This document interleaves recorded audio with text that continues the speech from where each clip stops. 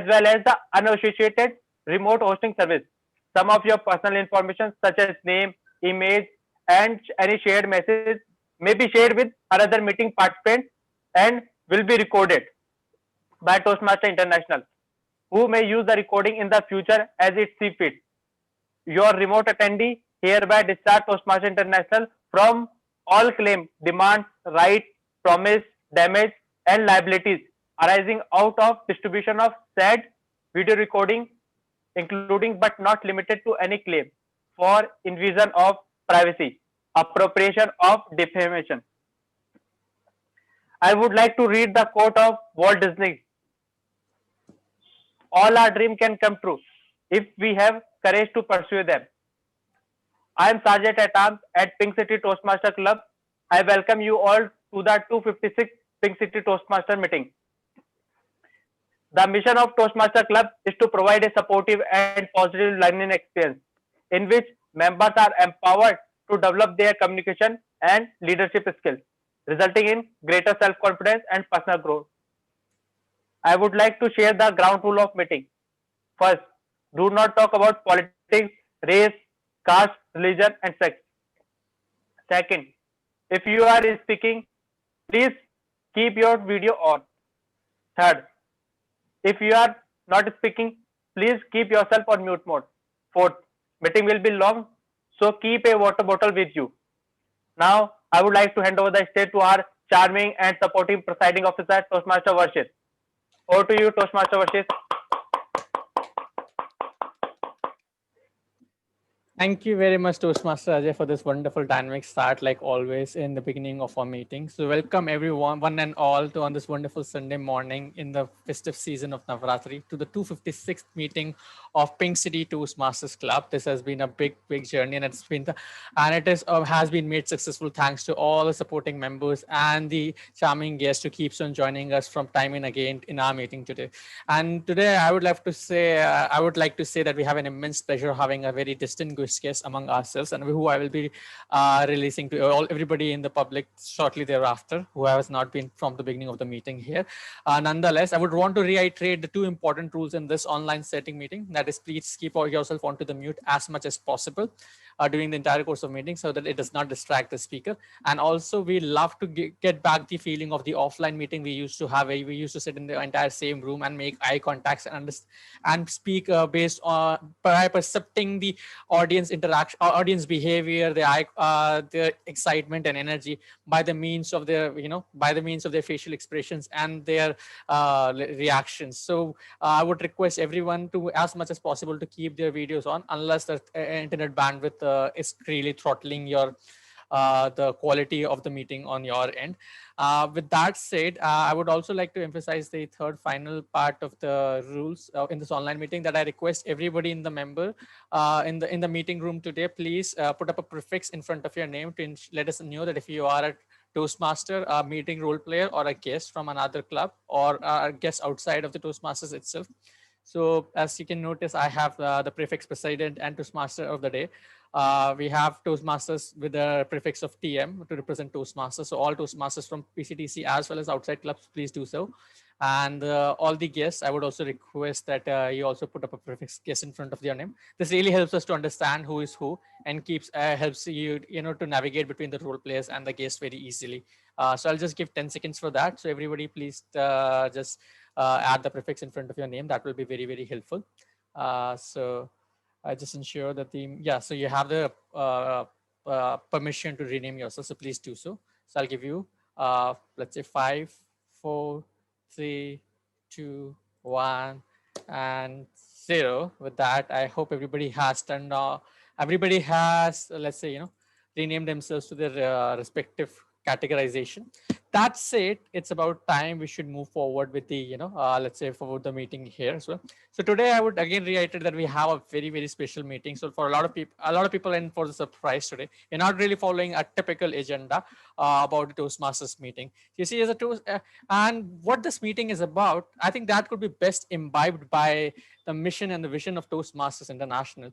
And the mission of the Toastmasters International has always been to provide a supportive learning environment for all the members and the guests to improve their communication communication and public speaking skills so that they can become better inside of Toastmasters and outside of Toastmasters. And one of the important thing about public speaking is the capability and skill set to write great speeches, to write words which can evoke emotions, which can invoke imagery, which can move the people, move the world. Words can move the world, and nothing, and that was the great vision of Ralph C. Medley, who started this wonderful organization called Toastmasters International about almost 95 to 96 years ago.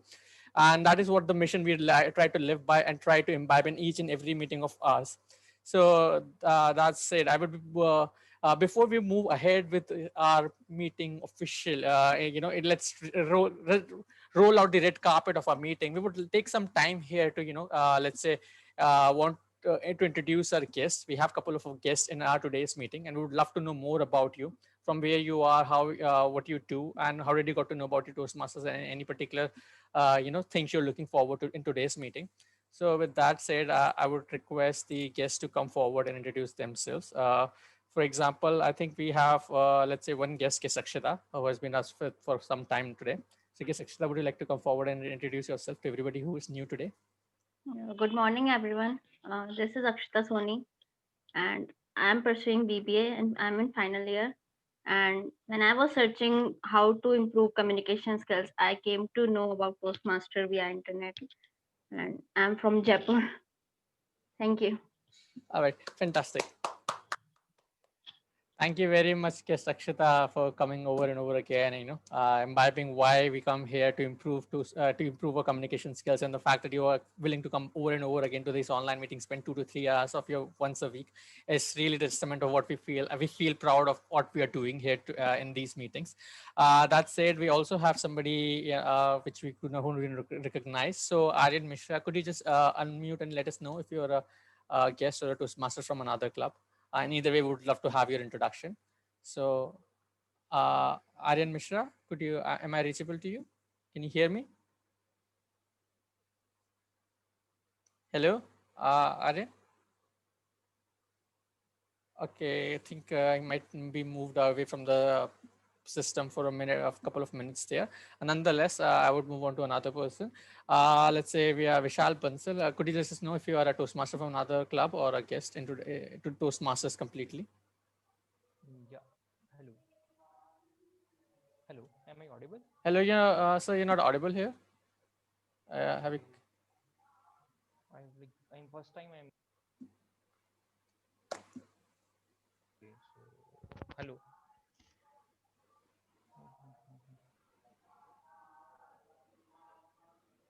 Hello, Vishal sir, could you hear us? Yes, I can hear you. We are unable to hear you. Can you try to disconnect and connect back again, just in case?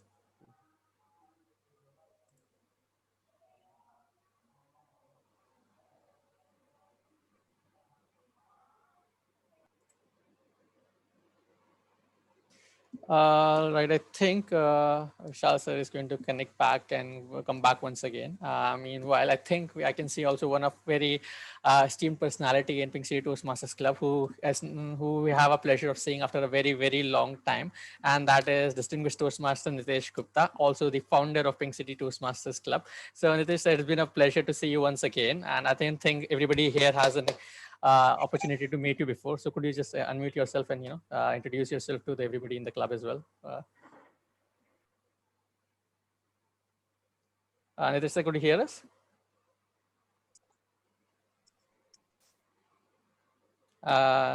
Toastmaster Nitesh? I think the audio issue is a bit of a lag on a couple of. Am I audible? Yes, you're audible now, sir. It'll also be great if you can turn on your video if possible. Yeah, actually,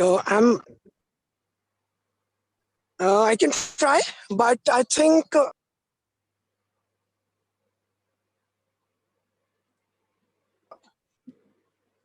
Yeah, am I audible? Yes, you are, sir. Yeah, I'm sorry, I'm not able to own the video because I'm in the rural area and here the network is a big problem. So I'm trying to connect, and if I'm not audible at some place, please let me know. Yeah, sure, please. It's completely all right. Yeah, and also I just skipped last 1 minute what you have said about me, or maybe what you expect to say me now. Can you just repeat? Yeah, most certainly. I was just telling all the members that not everybody may have a pleasure to meet you, the founder of Pink City Toastmasters Club, and I think it would be a great time if you could just share 2-3 lines from your end and just say hello to everybody in the meeting today, all the new members and the guests who have never got an opportunity to meet you. Sure. Thank you so much. At this moment, at this point, I'm just very, very happy to see these Toastmasters Club working in this virtual world even. And that's most amazing part of these things are when virtual world is now becoming a problem for people, because now there are so many virtual meetings, but still I can see the same level of energy, even more and more energy in the Toastmasters when I'm attending all the meetings. It's really amazing, I should say. And for Toastmasters, I would say, as you have said, founder of Toastmasters, maybe people call me founder, but I see one thing, that this is one thing which has given me everything in my life, starting from my happiness to my happiness. So whatever I wanted for my happiness, I got only and only from Toastmasters, be it my professional, my personal, or anything. It gives me amazing happiness that my second love, yes, after my wife, I call it Toastmasters. And because Toastmaster has an ocean, I call it as ocean, it's up to you how much you can draw out of it. And yes, I have drawn everything out of it, whatever I needed, and I got it. So it's an ocean full of wealth. It's up to you. And for people who have joined recently or maybe very new to it, I would say that this is the most amazing platform in my life or in everyone's life who have ever joined Toastmasters. You can see amazing transformation, a hundred-fold transformation in the person, in the personality, in the life even. And most amazing thing is this, that you don't need much things to do. You just need to attend meetings regularly. And that's the only thing it needs. Thank you so much, Toastmasters, to giving me everything in my life. And yes, you all members who have been recognizing me still for whatever efforts which has been put in by all the members, not just by me. Thank you. Thank you very much, Distinguished Toastmaster Naresh Gupta, for your kind and encouraging words. It's always a pleasure to hear back from you. Now I think some of our guests have come back again, with hopefully with better improvement in technicalities here. So, Vishal sir, would you like to go ahead and introduce yourself to us, who you are, what you do, and how did you got to know Am I about Toastmasters? am I audible to you? It's a little weak, but yes, we can hear you now. Okay. I'm really sorry. Next time I'll check up. Yeah. My name is Vishal Bansal. I belongs to Rajasthan district in Shri Madhupur.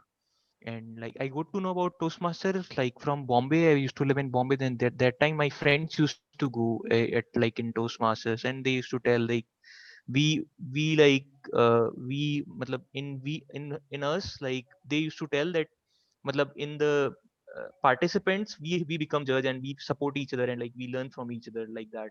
So I like that concept, and then I came into Toastmasters as a guest, and I'm a guest of this meeting.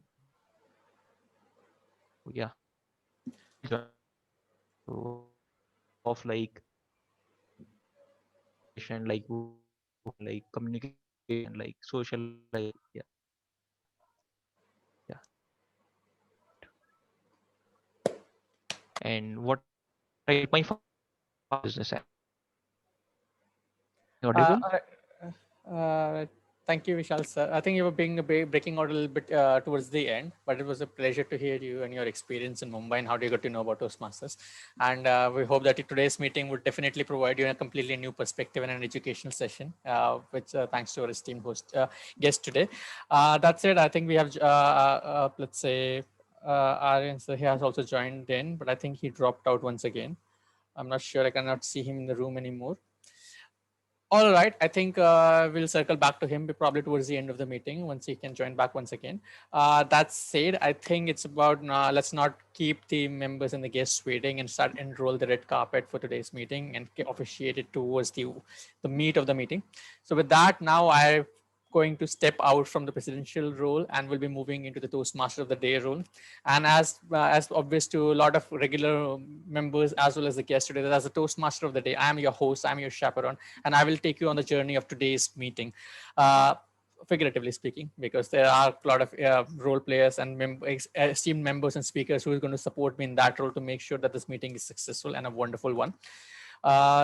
On that note, so let me just give you a bit of a brief overview of today's meeting. Today's meeting is a little different. As you all know, who attend the meetings regularly, the Toastmasters meeting is divided into 3 parts. One is prepared speaking, second is impromptu speaking, and third, the really the most important part, that is the evaluation section, from which we take the feedback and learn.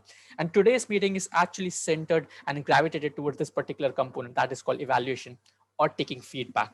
And for that, I would like to introduce now officially to everyone to our guest for today's meeting, Distinguished Toastmaster Navin Parwal, who is a member of Jaipur Toastmasters Club as well as Hindi Parivar Singapore Toastmasters Club. He has been a Toastmaster for over 12 years and has served as area governor and district treasurer for District 80. He has been hosting various workshops in different clubs of Toastmasters International, which included just most recently yesterday at till the midnight. He was hosting an impromptu speaking meeting, that is how to give table topic speeches better. And today he has taken. We are delighted that he has taken out his personal time and gave us an educational session on art of effective evaluation to make sure that we all learn how to precisely evaluate each other's speeches, so that while we are constructing our speeches, we learn from those evaluations, implement those changes and suggestions, and improve ourselves as better speakers and communicators. So please help me welcoming by giving a big round of applause to the Distinguished Toastmaster Navin Parwal.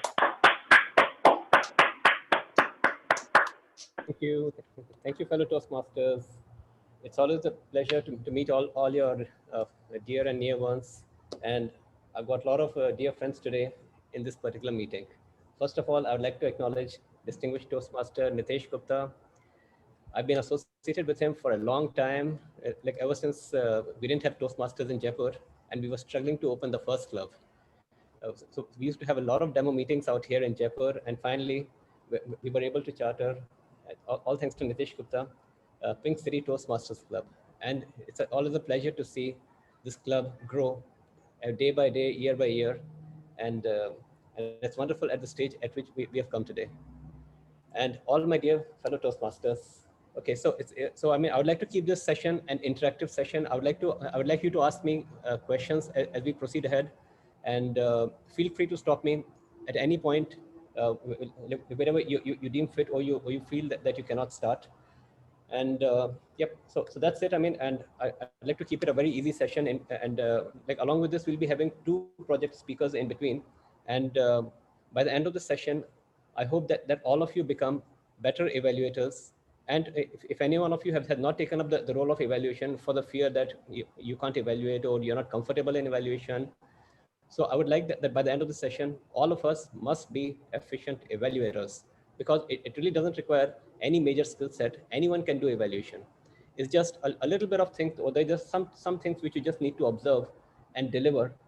And essentially, evaluation is also an art, and it's also one of the very key areas in Toastmasters, because not only delivering a project speech is important, but also evaluating is equally important. And this evaluation, it not only helps you in the environment of Toastmasters, it also helps you in the environment outside of Toastmasters as well, when you have to give feedback or when you have to listen, and you have to, and it requires just analytical skills. So any activity in Toastmaster, whatever you take up, whether you're an R counter, whether you're a timer, or whether you're a speaker or a table topic speaker, or any roles, or even any leadership roles which you take up in Toastmaster, it all has relevance in the real world. So that's why I encourage you all to please keep on taking parts in different areas of Toastmasters.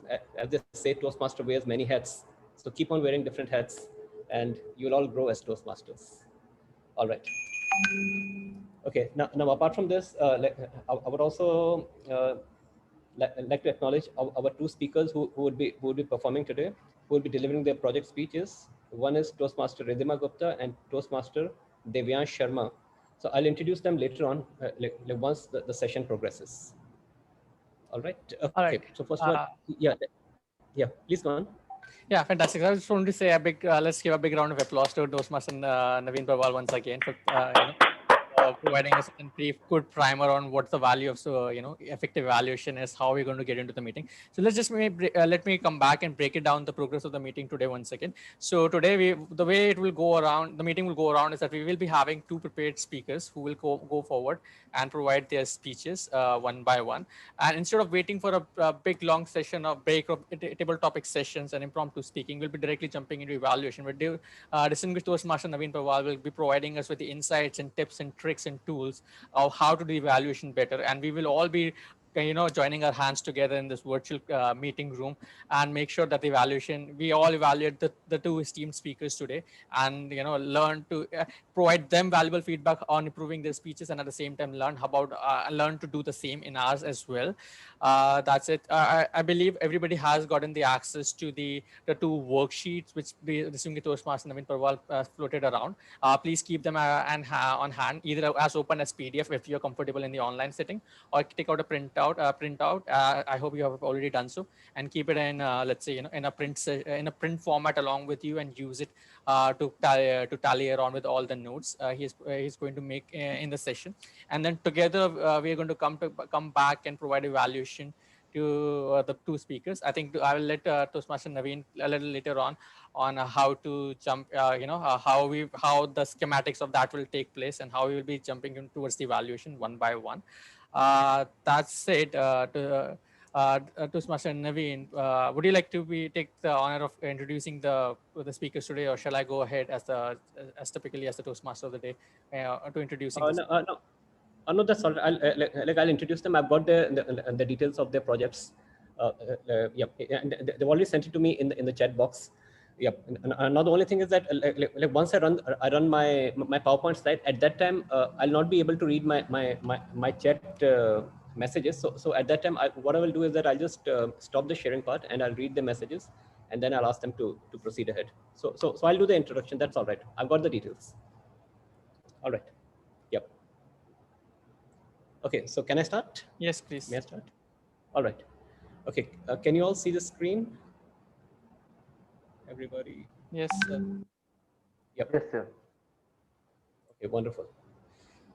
All right, so let's begin. Okay, so let's begin by a small exercise for all of us to warm up in the morning or in the evening. All of you try to draw square with both your hands. Square with both the hands. And if possible, try to keep your video on. Yep, try to draw a square, and the other hand, a triangle. Right hand square, left hand triangle.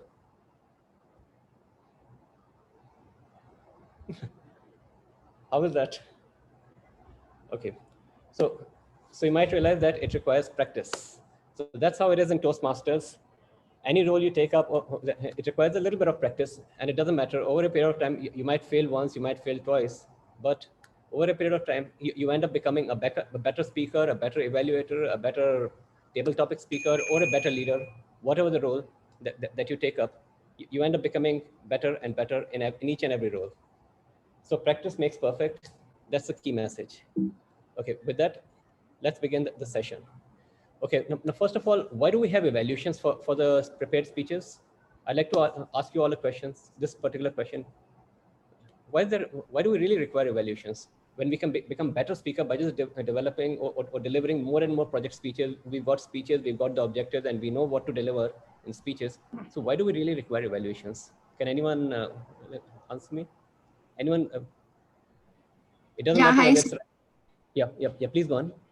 Yeah. So according to my views, we need evaluation because every person has different opinion on their behalf. So if I'm giving a speech, you will be evaluating me. So you must be having different perspective of yours. So considering your value feedback for me will be a great help to grow myself. That's right. All right. Anyone else apart from this? Yes.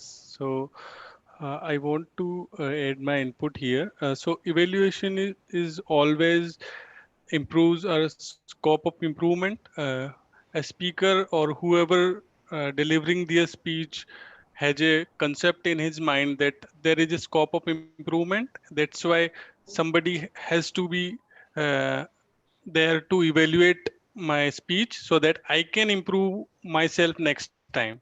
So to be better, we need evaluators. So Wonderful. that might be possible that I have Yes. something good, one thing in myself, but 2 or 3 things others can provide as a feedback so that I can add those 2 things, and next time I will come with all 3 things.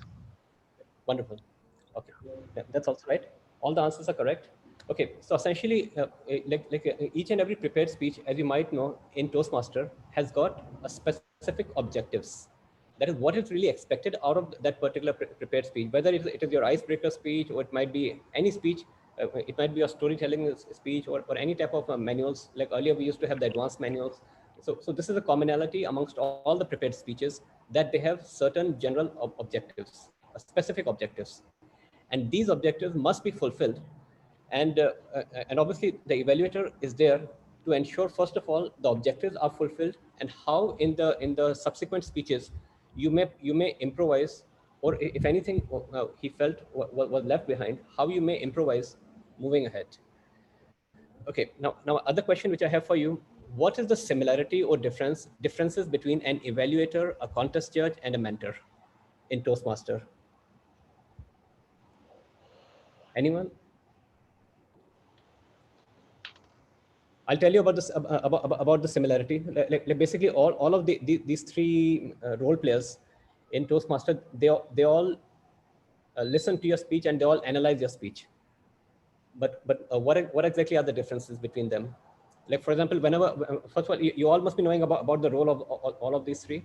An evaluator, I just explained you what is an evaluator. For a particular project speech, you have an evaluator assigned for it to evaluate it. A contest judge is responsible for the contest. In a contest, each and every judge listens to your speech, and uh, based on that, he will do his job. And a mentor will also listen to your speech, and and probably provide some feedback. But what are the major differences between them? An evaluator, a contest judge, and a mentor. Anyone? Yeah, I There's can no try. right Yes, or sir. wrong answer. Yeah. Please go on. Yeah. So evaluate, first I'm going with the mentor. So mentor is the one who is helping you prepare your speech. So he will judge your capacity, what you have inside yourself, and then will suggest you according to your skill set. These are the key area you can work upon so that you can improve. So one is the mentor. Another is the evaluator. Based upon the mentor, whatever the person delivering speech, at what level he was able to rise himself, right? So evaluator will evaluate his speech on capacity and on standard set for him. Okay. And the third is contest judge. So suppose we have at the last we have the voting system. So everybody is judge. So whatever I'm delivering, how people are feeling it, how they are receiving my message. So those are judges for me. So these are the three people who plays role in that way. Okay, I'll just go through it briefly. First of all, as I mentioned, an evaluator is a person who is assigned for a particular project. He's generally assigned by the VP of your club. So let's say if you want to deliver a particular project, you're going to approach the VP. The VP is going to assign an evaluator. So once an evaluator is assigned for your particular project speech, his evaluation process ideally begins from them, because ideally it's recommended that the speaker should contact the evaluator or vice versa to discuss about the project, and and the particular speaker should always inform that is what specific evaluation does he really require from the evaluator. All right. Now the second thing is a contest judge. A contest judge is always invisible to the speaker. The speaker doesn't know who the judges are, and a contest judge's role is only when he or she is performing at a particular contest. Like, we've got 4 contests: an evaluation contest, humorous contest, this international speech contest, and which one did I miss? And table topic contest. So a contest judge is always invisible to the speaker or the participant in a particular contest, and he doesn't provide you any feedback. He just does the marking, and he gives it to the chief judge, and the chief judge is going to do the tabulation and announce the winner. So that's it for the contest judge or judges. Then the third role is a mentor. A mentor is assigned ideally assigned the day when you join a Toastmasters club. So ideally, the club expo will assign a mentor to help a new Toastmaster fulfill his journey for Toastmaster.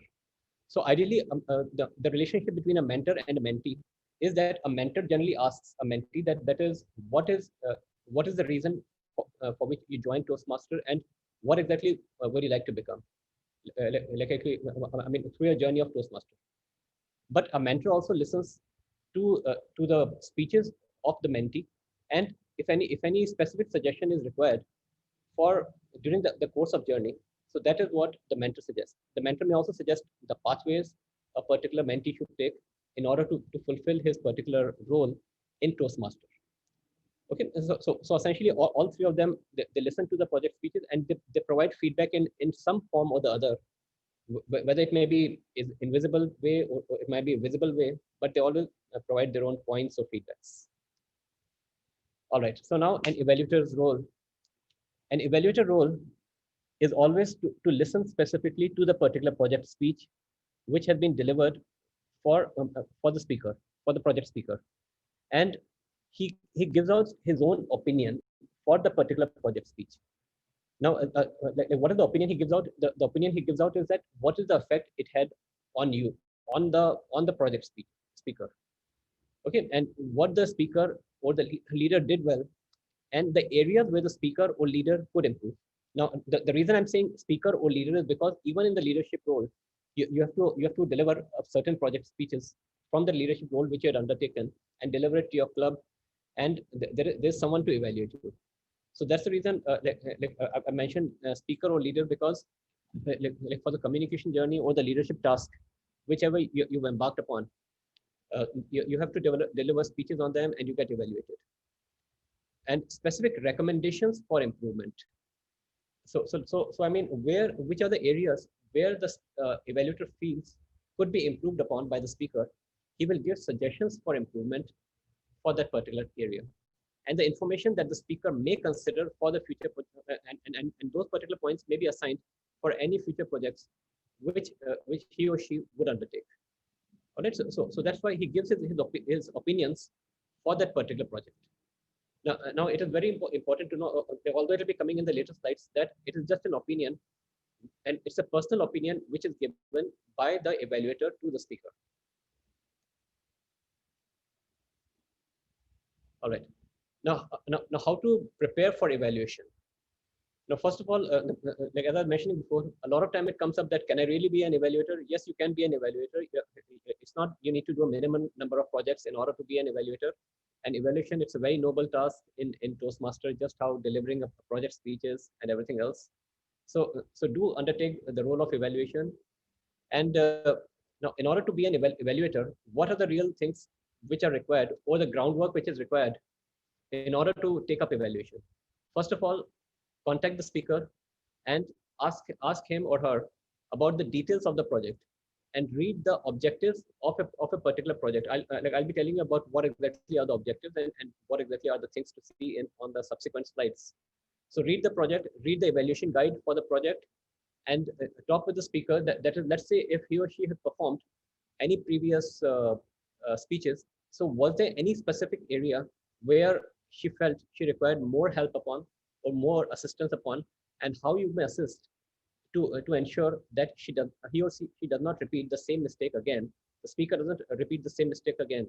So the evaluator may provide or should provide guidelines for that. All right. Now this is a particular evaluation form which is there for each and every project speech. The evaluation form is different for different project speeches because each one of them have got a separate purpose statement. Specific objectives are different for each and every project speech. And similarly, you will notice that the speech length is different for each and every project, which is there in evaluation. So the main thing is that you've got a section known as notes for evaluator, which all the evaluators must read or should read in order to know what is expected out of this project. For example, the icebreaker project, it is the first project of a member completes. So and what are the things he has to comment on? For example, in the general comments, you need to fill in what the speaker excelled at. That is what you really found was amazing for that particular speaker during that particular project, for that particular project, and what are the areas where he or she could improve more, where the speaker could really improvise if they really work on. Now, the important thing to see is that it must be something which is tangible. It's not something which the speaker cannot really improve upon. And to challenge yourself, this is a third important section, is that I mean, if you feel, for example, a particular speaker was using a particular thing very often, like I'll give you my own example.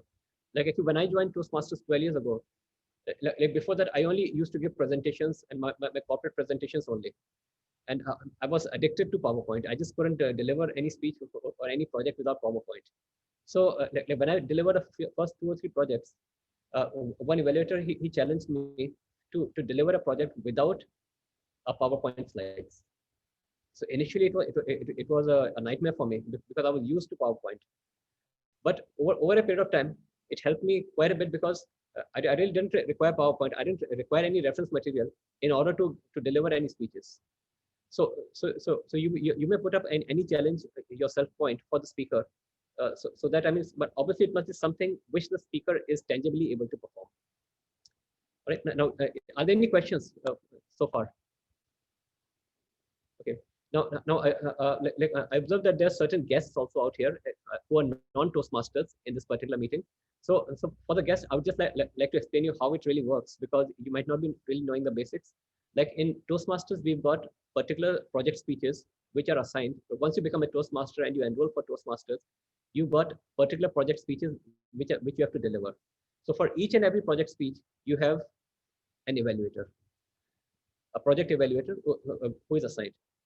And I mean, we also have other types of speeches. We have got table topics as well. But for table topics, we generally do not have any evaluator assigned. And it's an area of table topic where you're just given a particular topic offhand, and it's an impromptu speaking session. Whereas in case of prepared speeches, you know beforehand what the objectives are, and based on the objectives, you have to deliver. Okay, so this is just for the guests. Okay, now your evaluation. So in the evaluation, always make notes on the evaluation guide. And remember, for the evaluator, there are 2 types of evaluation he has to give. It has got to be a written evaluation as well as a verbal evaluation, which has to be delivered. So these two things are required minimum for any evaluator, project evaluator. So for the written evaluation, it is given on on the booklet or on the form which is assigned to you, which has been given to you. So you should ideally fill up the form and then give it back to the speaker, and if required to the VPE. And then the secondly is that you need to give a verbal evaluation for 2 to 3 minutes in front of the club after the speaker has performed. And the verbal evaluation. And now, how do you really prepare this evaluation? So that's what we will be working on, and that's what this workshop is really about, and to make you an efficient evaluator. So the thing is that I mean, an evaluation, as I said, is a recommendation for improvement of the speaker for subsequent speeches. So an evaluator should always be mindful that he should not put a speaker down whenever he's delivering an evaluation. No matter how good the speaker has performed or how badly the speaker has performed, he should always uplift the spirit of the evaluator, of the speaker. So the thing is that ideally there should be minimum of 2 to 3 points, minimum 3 points which a speaker should take up. Now do take care, like if it's the first speech the speaker is delivering, which is known as the icebreaker speech. So in the icebreaker speech, like it's always recommended that do not be harsh on the speaker. Just give a mild evaluation of even the areas where the speaker went wrong, and so that the speaker may improvise. Probably you might just give one evaluation, one areas for improvement or one commendation, and 2 or 3. Sorry, I said it wrong. You might give 2 or 3 areas of commendation and 1 area of recommendation in a very mild form, so that the speaker might want to look into it. Because obviously, try to understand that this is the first speech, so be mild. But in the subsequent speeches, have minimum 2 areas for recommendation, minimum. If time permits, please have 3 areas of recommendation, and how that has to be drafted and spoken.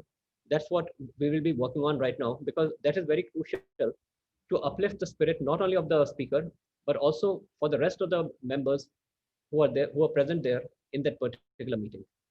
And one of the key areas is listening skills are extremely important. Okay. Now one more important area is that for the evaluator, they should generally avoid, I'm not saying fully avoid, they should generally avoid any evaluation of the title. If you felt that the title did not really resonate with the speech, um, that is avoid any evaluation for that. I mean, you may inform the speaker later on that you could have had a better title, and for the time taken. Like let's say that particular speaker went overtime by a few seconds or a little bit. So avoid giving any evaluation for that. You may speak it out or discuss it out with the speaker at a later on stage. All right. Now this is one of the challenging part for any evaluator. Now see, there has been a research done that. Okay. Now before that, let me ask you one thing. That is, what are the 3 elements of by which you get judged? Any speaker gets judged. Anyone? Yes, sir. Content, structure, and delivery. Yeah, wonderful, excellent. The content, structure, and delivery are 3 major aspects by which any speaker gets judged or evaluated. Like, even if you see the judging form for evaluation, I'll be showing that later on.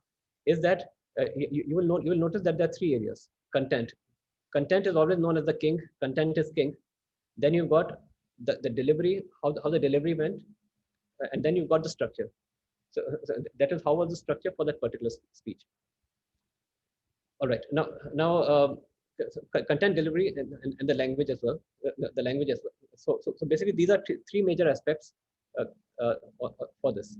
So now the thing is that for the project speaker,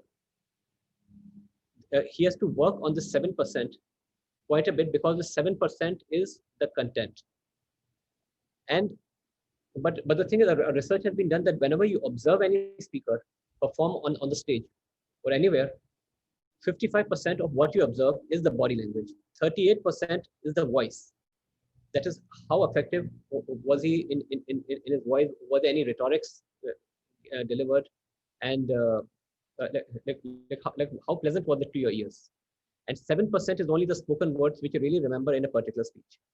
So that's why for the evaluator, it's very important to work on the 7%, because the content comes from the 7%. The rest of the thing, that is whether your delivery, your language, all that comes over here. Okay, so this is like one area which you really have to work on. And as an evaluator, you should not get swayed by the body language. Wow, the body language was excellent. He utilized the whole stage from here to there and everything. So don't get swayed by it. Work on the spoken words. All right. Now, how you say it? When you're giving a verbal delivery for a particular project speech. So remember, the first thing is that an evaluation is just a personal opinion for the evaluator. The evaluator is giving. So always use the word I. That I felt your particular speech, you delivered very well, and you utilized the stage very well. Do not use we. So replace we with I, because it's a personal opinion which each and every evaluator is giving for the particular project speaker. A very similar thing, avoid interpersonal statement. That is, do not say that is our club felt or we felt. I felt so and so. And do not get judgmental for the words and phrases. Like, for example, if a particular word has been used, so you should not get judgmental based on your personal opinion. That is to replace this word with so and so word, or this phrase with so and so word.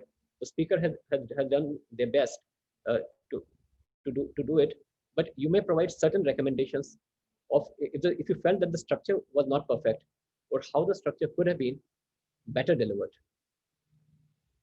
All right, the same thing that is use I was impressed with, and don't repeat a point when you've made it. Like, for example, if you've spoken about, let's say, vocal variety, that is, for example, you've given certain commendation or recommendation for a vocal variety.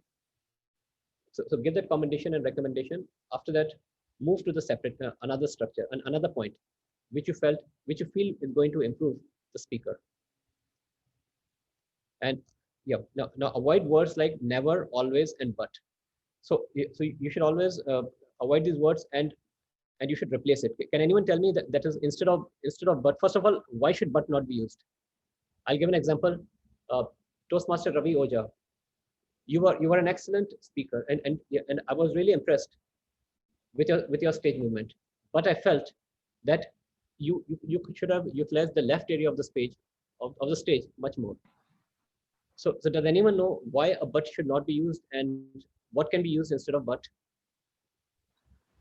So rather than what is lacking, I mean, we can ask about the remaining part, what you should focus on. Okay, okay, no, that's one thing. Now the thing is that the reason but should not be used, for example, like I'm saying, your vocal variety was excellent, but so the time you use but, the first sentence gets negated.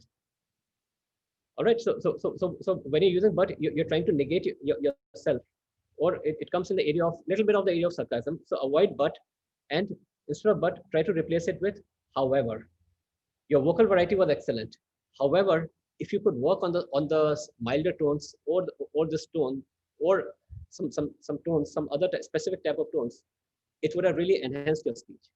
So replace but with however. And similarly, do not use the word, avoid using the word never and always.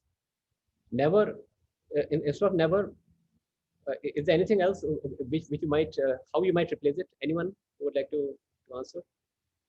How never and always can be replaced?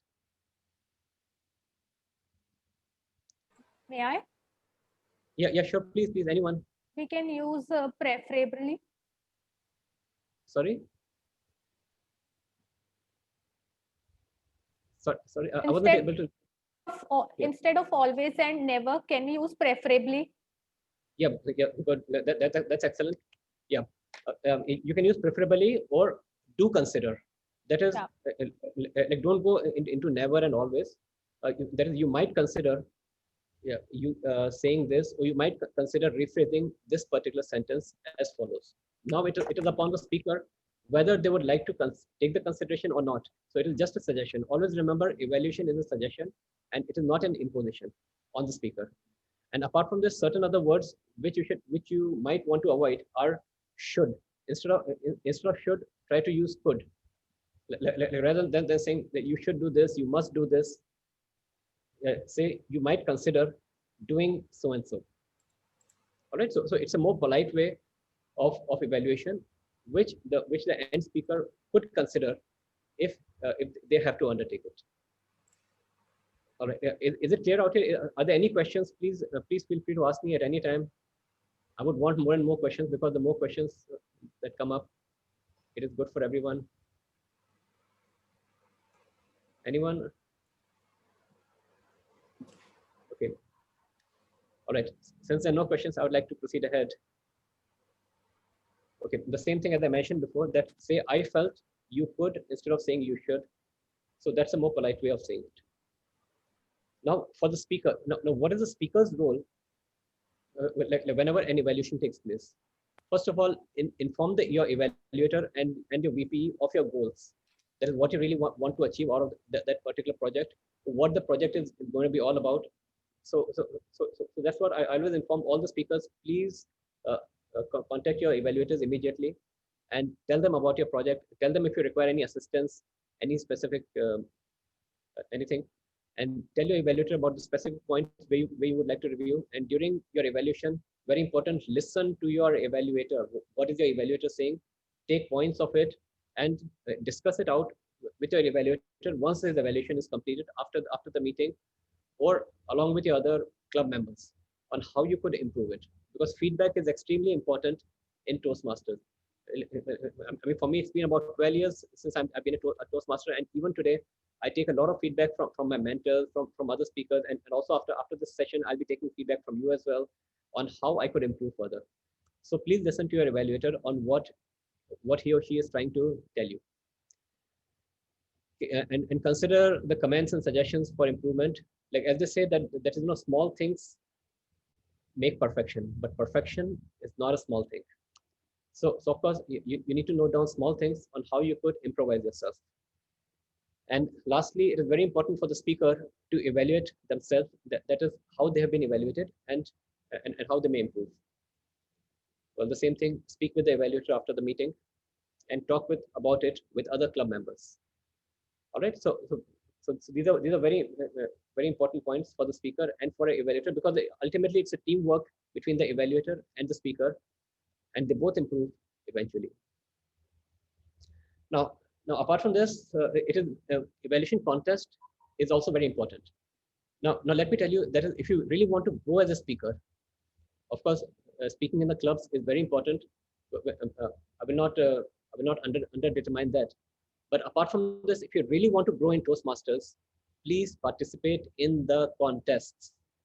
1 second. The contest is an area which will really make you a different level of speaker.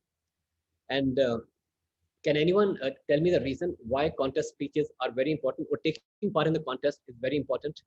Anyone, especially anyone who has participated in the contest, they might want to give their example of what they felt different was from the club environment and the contest environment. Anyone who has taken part? Well, I'm sure in terms, if I may sure. go ahead with Yep. experience of participating in multiple contests, I would say the first thing is that it starts to break you out of the comfort zone. Mostly once you move beyond the club level, because in the club level you have gotten comforted and you know they're the same people, you know how they would react. So you've gotten into the comfort zone, and now this would be an opportunity for you to break the comfort zone.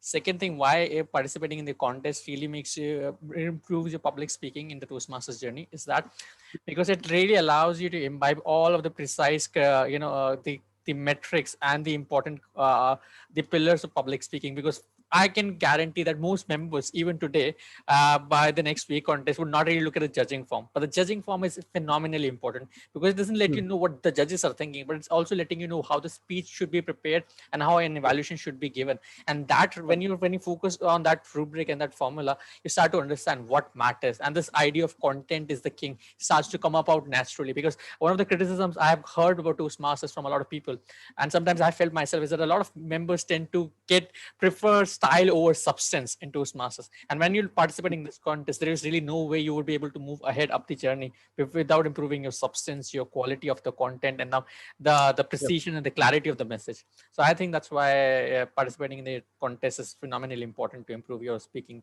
and communication skills. Well said. Very well said, Varshit. And apart from this, I would just like to add one or two more points apart from what Varshit has mentioned. First of all, you come out of the comfort of the club zone, because over there you see the same faces, the same members are there, or probably you'd be having the same evaluators over there. Now, the second most important thing is in any contest, that is whether it's even if it is a club contest or your area level contest, division level contest, or district level contest, the key thing is you get to face speakers who are there for the same project. For example, if you're there on the evaluation contest, everyone is going to evaluate the same speaker. So what really happens, let's say you have given your evaluation and you get to hear the rest of the evaluators. So at that time you come to know, wow, this evaluator has done something different, and this is what I lacked. So the thing is that once you start to realize that is what I lacked as compared to the other speaker or the other evaluator, you get to improve yourself. Because no matter how much I tell you, that is, you must put vocal variety, you must have stage presence, like, I mean, you should have some gestures, and you didn't do this, or you could have done that. But you will only register it once you really visualize it and once you see it. Similarly, in case of table topic, same topic is given to all the participants. So once a particular participant sees, wow, this speaker, this table topic speaker had delivered something different, I should have done this as well, or I could have done this as well. So once you're able to observe, you tend to improve on those particular areas which you lacked. So that's one of the biggest improvement area which I found in the contest as compared to delivering a speech in a club level. It doesn't really matter whether you win or lose. Losing or winning should not be the criteria for you to participate in any contest. The main criteria for you to participate in the contest is to give your best and to learn from other fellow speakers on how they have delivered their speeches. All right. So that's what I would like to encourage all the members of Pink City Toastmasters Club, that is, please participate in the contest, irrespective of whether you're comfort or not. Come out of your comfort zone. Okay, as I said, participate in the contest if you're a beginner. I mean, it really doesn't matter. That is, I mean, if you've not evaluated before, you can still participate in the evaluation contest. The only criteria, if I believe, is only in the international speech contest, where you must have delivered certain number of speeches before you get to participate in the ISC, International Speech Contest. But apart from that, for any of the contest, even if you're a beginner, as long as you're a member in good standing and your club is there in good standing, you can participate in the contest. All right, then yeah, and then in the evaluation contest, one other important factor is you do not know what type of speech is going to get delivered. Like when you're an evaluator in a club, you know beforehand what the objective of the speech is. But once you're there in a contest, it can be any type of speeches. It can be it can be persuasive speech, it can be inspirational speech, it can be informative speech, it can be a humorous speech or an entertaining speech. So challenge is that for you to analyze how that speech went and how you could improve upon. So that's another important aspect of how the contest is different from a club speech. All right, now and the third important thing is that like I passed on these two evaluation forms. Please go through these evaluation forms. Like they were prepared by my mentor, and he's still a mentor of my even after 12 years from date. Like whenever like I have to deliver any workshop or anything, I always take his guidance. Distinguished Toastmaster Manoj Vasudevan, and like he's been a district evaluation speech winner for District 80, the district I'm a member of, and he's been a humorous speech champion, and he's also been an international speech champion, a world's champion of public speaking in 2017, which was held at Vancouver. I was there to witness that event. Okay, now this is a very important point again, which a lot of evaluators make the mistake, is that whenever you're doing the evaluation, you always address the audience. Of course, you're going to that is, I mean, you should always address the audience. You will always say the word of the speaker, that is a distinguished guest and so speaker. I'll be evaluating your project, but you always address to the audience. You do not only look at the speaker, you look at the whole audience. And then evaluate by giving examples. This is something which I'll be explaining in the future slides. That is, whenever you're evaluating, giving any suggestions, give proper examples on how that speaker could improve. And be very specific when you're giving suggestions. Like just don't say that is, I liked your stage presence and I like your vocal variety. What exactly did you like in the vocal variety? Did you like, which particular sentence did you like? So be very specific. If you like the stage presence, what exactly did you like the stage presence? That is, he or she was looking towards the audience properly, the eye contact was proper, or that is, her hand gestures were proper. So what exactly were good or you really liked? Whether it's commendations or recommendations, please be very specific. This is a very important point, because a lot of times, like I see, generally it's just a very generic statement which is given, which does not provide value to the end user and speaker. Okay, this is another key point. Highlight the good point and focus on the improvements. Improvements are very much necessary whenever you are giving any feedbacks. And use your time wisely. That is, you've been allotted 2 to 3 minutes. The maximum you can go up to is 3 minutes 30 seconds. After that, you have to end your evaluation. So always be on time, because like let's say if you're giving feedback to any speaker, and let's say and as an evaluator, if you're not adhering to the time, it becomes a bit embarrassing for the evaluator. So always adhere to the time and use your time wisely. And remember, a good evaluation is also a performance. Like how we've got a performance of a good speaker, similarly, an evaluator is also doing a performance. He's giving his best performance. So be the best, even if you're an evaluator. All right, now coming to this is another important slide. That is, whenever you are participating in a contest, this is how the judges are going to judge you. These are the 4 key factors by which a judge is going to, you're going to get judged. I'll be going into the details of each and every point. Okay, first thing is the analytical quality. In analytical quality, you are awarded 40 points. This is the most important aspect of evaluation contestant, for the evaluation contestant. That is, your message has to be crisp and concise, and it must be focused, which the speaker and the audience can relate to.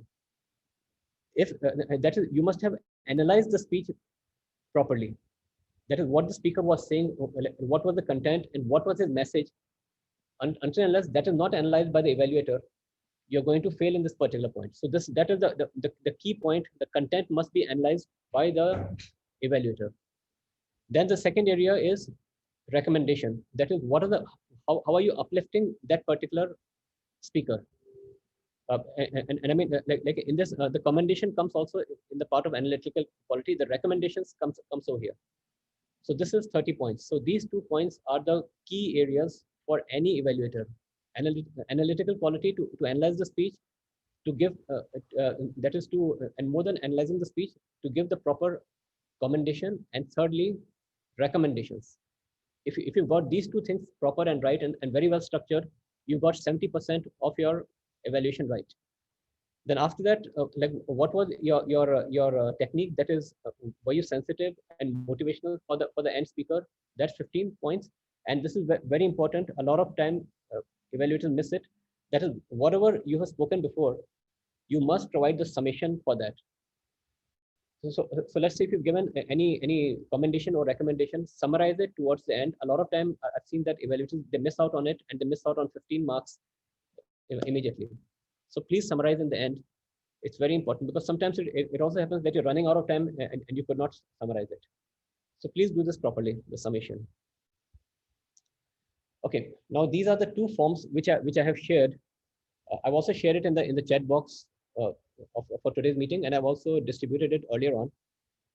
And so I'll just go through these 2 forms. It's very important for you to know how to use these forms, because if you're able to use these forms, it'll be very easy. It will be a breeze for you to really do any type of evaluations, no matter how difficult a speech is or how easy the speech was for you, or even if you could not follow it.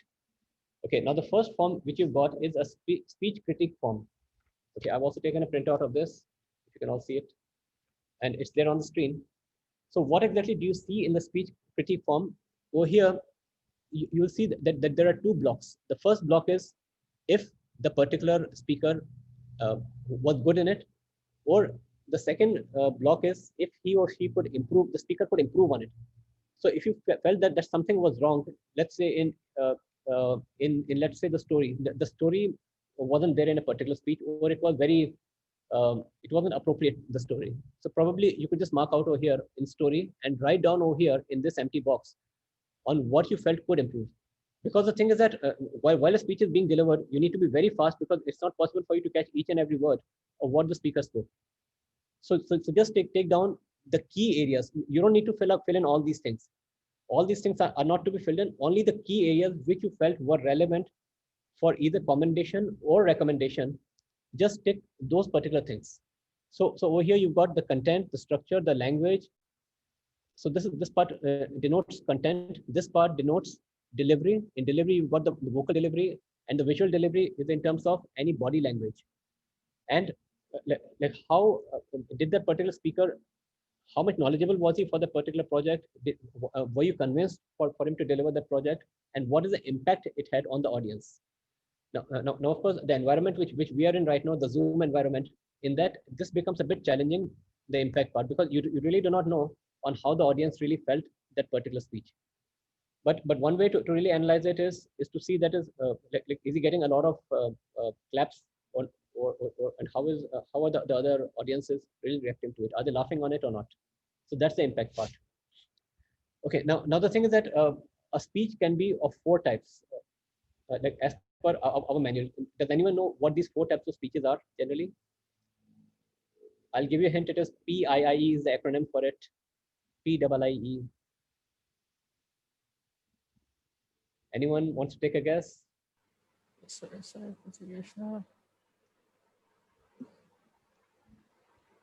Persuasive, educational. I thought it should be humorous, but there is no H in PIIS. All right. Okay. See, the 4 types of speeches are persuasive. Then you've got the informative speech, I. The third is inspirational speech, and the last is entertainment. Like the humorous speech is part of entertainment, entertaining speech. Okay. So yeah. So speech can be persuasive, informative, inspirational, and entertaining speeches. Right. Now I'll just, I won't go so much into the details. I'll just give you a very brief outline of what is the difference between all these four types of speeches. A persuasive speech is a speech in which you are persuading or you are passing a message for the users, for the end audience to undergo or a particular task. And how do you recognize a persuasive speech is that at the end of the conclusion of the persuasive speech, you have got a call to action. That is, what really do you want the audience to do? Do you want them to enroll in Toastmasters? Do you want them to buy some particular tickets for the convention or for the conference? So that is a persuasive speech.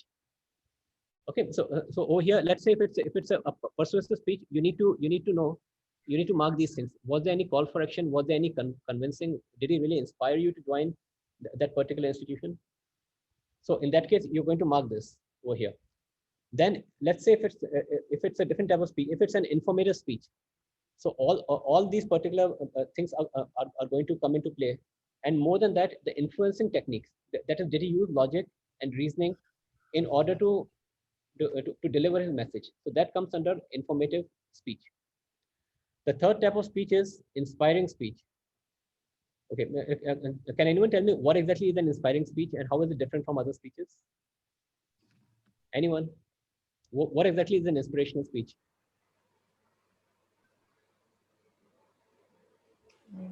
One, I would like you all to participate. Anyone who has not participated before? Is it kind of motivational speech? Motivating good. someone to adopt something or practice something? Yep, that's also right. That's right as well. Anything else? Then what is the key component of an inspirational speech? Let's say, for example, boost the morale of audience. All right, yeah, boost the That morale boosts of the the morale of audience. Call to action. To make okay. difference in lives of people, maybe, I mean, to come out of the box and make a difference to someone's life. All right, yeah, these are all correct points, all of this. Now, in case of inspirational speech, certain other factors which are always there or should be there in an inspirational speech is that you basically, the speaker inspires the audience through his own personal story. That is, like, let's say 10 years ago, I was very bad at public speaking. I used to make so many mistakes. I used to falter here, I used to falter there. And believe it or not, that is, I put the audience to sleep when I delivered my first speech. But after that, what really happened, that is, I really got inspired when I saw a particular speaker deliver a particular speech. And I said to myself that I'm going to work on myself. So I worked day and night, and it was, and of course, even the second speech I delivered was not really up to mark. The third speech I delivered was not up to mark. But then after that, I started delivering such speeches which really moved the audience like anything, and I got a thunderous applause from the audience. And if I can do it, why can't you do it as a new speaker? So you're inspiring the audience to basically, to first of all, you're connecting the audience and to take the action what you have taken up. So that is an inspiring speech. All right. Generally, most of the contest speeches, this international speech contests are inspirational speeches. You will note most of them. I'm not saying all of them, but most of them are inspirational speeches because they inspire the audience to take a particular benefit, or like, if you could do it, why can't they do it? Okay, so if it's an inspirational speech, mark these particular columns. That is, what was good, what was bad, and in case anything was bad or anything could be improved upon, so please mention it here in this particular box over here section. All right, so regarding this form, are there any questions over here?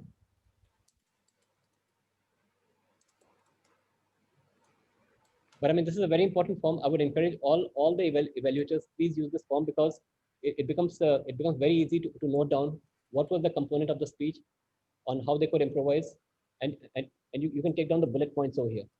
Now, once this form is complete, then the second form is, okay, this is regarding this form only, that what I just mentioned before, check the boxes and write down the big points and idea or mind map on that particular form. And this will help you recollect what the speaker did, because 40% of the evaluation is an analysis. So it will help you analyze, because analyzing, as I mentioned before, 40% of the marks are given only for analyzation, proper analyzation of the particular speech. All right, then the second form which I've distributed to all of you is the speech critic preparation template. This is another. This is the key form which you keep with you even when you're delivering an evaluation. So from that form, the first thing you need to fill in over here is the name of the speaker, the title of the speech, date, and whatever the duration of that particular speech was. Then you write down your analysis on what you understood the speech was all about. All right. That is, I mean, first of all, have a very strong opening. Always uplift the spirit of the speaker, and generally, I'm not saying always. It is generally recommended. That is, your evaluation should be in the same tempo how the speech was delivered. Like, although it's not an easy thing, but I mean, if you're able to keep the same tempo as the speech as the speaker had spoken, it will also bring up your evaluation. For example, if it was a humorous speech which was delivered, make your evaluation a bit humorous so that there's a recall for the particular speech. All right. So here, have a strong opening. Write down your analysis on what your analysis was. After that, this is very important. Mention the commendation. Now this analysis and commendation is 40% of your marks. So this is very important. Strong opening, analysis, and commendation. You will get 40 points over here. Now in commendation, as I mentioned before, be very specific and have at least minimum 2 points for commendation. Like first of all, if you liked anything, what you liked and why you liked it, why you felt it was relevant for that particular project. So please note this down. The commendation should always include what plus why. I'll be giving you an example in the future slides, but always note it down. What plus why should always be there in commendation. Then secondly, the most important point for which you get 30 points is recommendation. For recommendation, there are 4 important things which must be there. What plus why, and how, and the result. Please note this down, these 4 things: what, why, how, and result. That is, like I'll just give an example. As per the recommendation, I felt that you are missing out in vocal variety. Now, the thing was that if you could have spoken more louder, it would have resulted, even in the audience who were sitting towards the back of back of the hall, they could have listened to you properly and they could have understood the underlying message of what you were delivering. Okay, so I'll be giving you some more examples later on. What, why, how, and result. So these are 4 areas which must always be included in recommendations. And lastly, what you do is another 15 points for the summation and the spirit, how you uplifted the spirit, because the motivational close is important for you to uplift the speaker so that he or she performs better in any subsequent speeches. Okay, now are there any questions? Yeah. Please ask. So I have a question. Yeah. Right. So, sir, I want to ask, when we summarize the points, so in the recommendation part, so generally I have on the YouTube, I have seen the contest videos. So they just recommend one thing when they summarize. Like they will recommend 3 things when they will give the recommendation part, but when they summarize, they just give one recommendation and they move to the motivation clause. So is that the thing we need to do, or like we can summarize 2-3 points again in the recommendation? Well, ideally, that's a very good question. Like in the summation, the most important thing are the key highlights. The key highlights of the commendation point and the key highlights for the recommendation points must be there in the summation. Okay, so ultimately, what it helps is that for the end speaker also, it helps him to recall. Okay, so these are the key points which I could improve upon, and these are the key things which really went right. Okay, so summation is extremely important, and motivational close is also important so that the speaker gets uplifted, because generally what really happens is that sometimes the recommendation, although you don't intend to make it harsh, but it goes in a harsh manner to the end speaker. So to ensure that I mean the end speaker doesn't feel bad or I mean he gets affected, just give a motivational close. Of however you're comfortable. Like just an example, I mean, like for example, a motivational close, which I always give for an icebreaker speech. I generally give for icebreaker speech is that a journey of 1,000 miles always begins with a single step. And the speaker, Toastmaster so and so, let me assure you, you've taken a wonderful step today, and I can assure you that sooner or later you will reach the 1,000 miles soon. Okay, so it has motivated the end speaker. So in the similar manner, you can do it for the other speeches as well. Okay, any other questions before we, because for today's session, I'll be making all of you work on these 2 forms. So please have these forms handy so that you can draft on them and then deliver your evaluation based on them. Okay, how are we doing on time? In fact, I just forgot to look at time. How much time has passed? Can the timer just advise me? I always make this mistake of Yeah, timing. it's almost an hour. Oh, 1 hour. Okay. Oh, okay. So I just I'm running a little bit behind time. All right. Okay. Now this is an opening strategy. An opening strategy, as I mentioned, I'll be passing you these slides.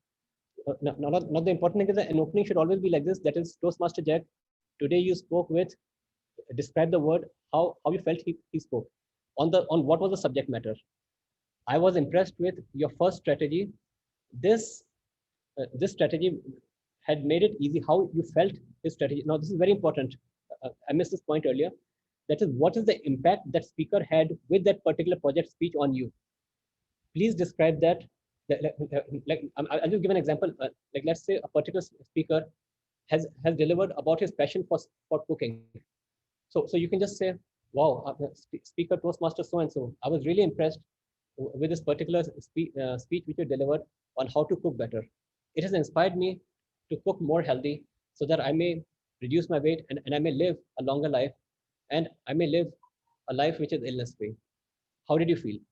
Believe the strength will, how will it help you? This is very important. The same thing I mentioned before. Then after you give one particular suggestion, pause for some time, then give the second suggestion. Do not mix multiple suggestions together. After that comes the body. So what was the, okay, now one more thing, in the opening, you will also mention the details of what went right for the particular speech. In the body, you will give the areas for improvement. Now just see or read the sentence that you might want to consider. You're not saying that you should.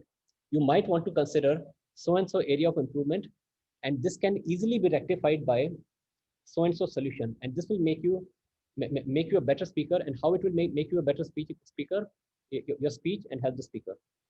And if possible, please give minimum 2 suggestions or 2 solutions for each and every project speech, unless it is a icebreaker. For icebreaker, 1 suggestion is all right.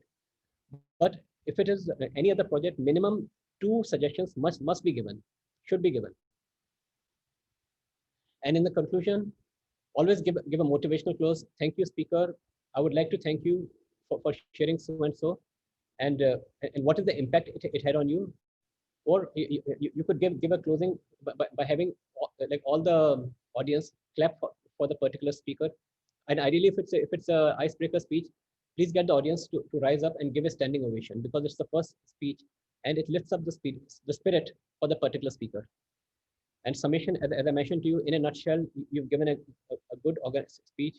And if you could improve on the eye contact, leg movement, and facial expression, it will be to your advantage. So this is a typical summation. Or you could even choose to have a humorous close, so that again it uplifts the spirit of the speaker. Okay, so this process is generally known as a CRC evaluation, or what you call the sandwich evaluation. There are different ways to interpret it. Structure your speech. For the commendation point, you need to say what plus why. As I mentioned before, this is very important. What you did well and why it was good. This is very important, which will help people understand what they can repeat in future.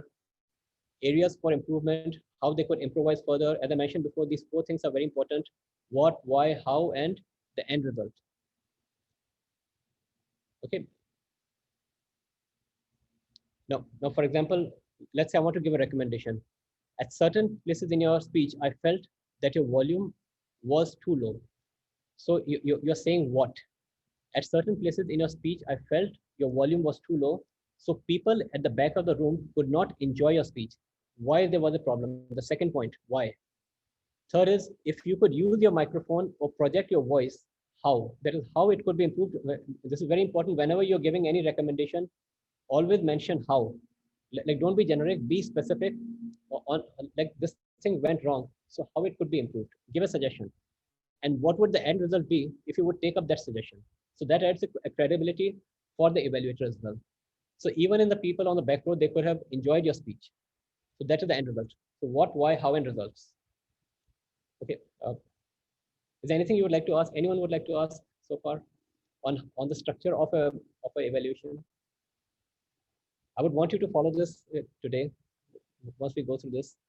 So I would like to recap now. That is, evaluations are vital for prepared speeches. A good evaluation is also performance. Use the templates which I've given you, structure your speech, commendation, recommendation, and summation. Okay, now like one thing I would like to do is that I would want you to hear one particular video on YouTube which really inspired me to become a better evaluator. So I would like to share that particular video, and then after that we will move to the both of these prepared speeches, and we will have you evaluate, everyone evaluate. So I'll just stop the sharing right now, and let me just pull out that particular video. Just a second. Just 1 second.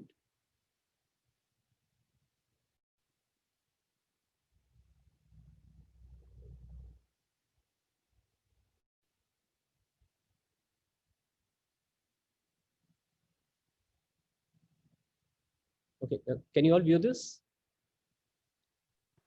Yes, it's visible. Okay, let me just maximize it.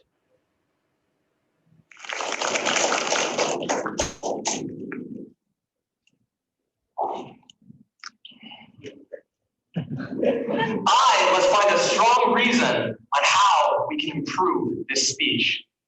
Ladies and gentlemen, this is a very good speech because the speaker uses a personal story.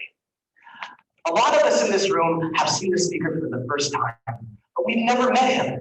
By sharing his personal story about his family, his struggle with his father trying to quit smoking for the better health of his daughter, we become closer to him. We realize he's not just a powerful speaker on a stage, but in fact, he's actually human, just like the rest of us. So when you want to make a better connection with the audience, try to share a personal story, such as your family, such as a struggle, such as something that can help us relate to you on this stage. Now, as good as this speech is, of course, there is always room for improvement. The first way we can improve this speech is by showing a stronger struggle. I tried to quit smoking. I saw a picture on my computer and I quit after 1 year. Too fast.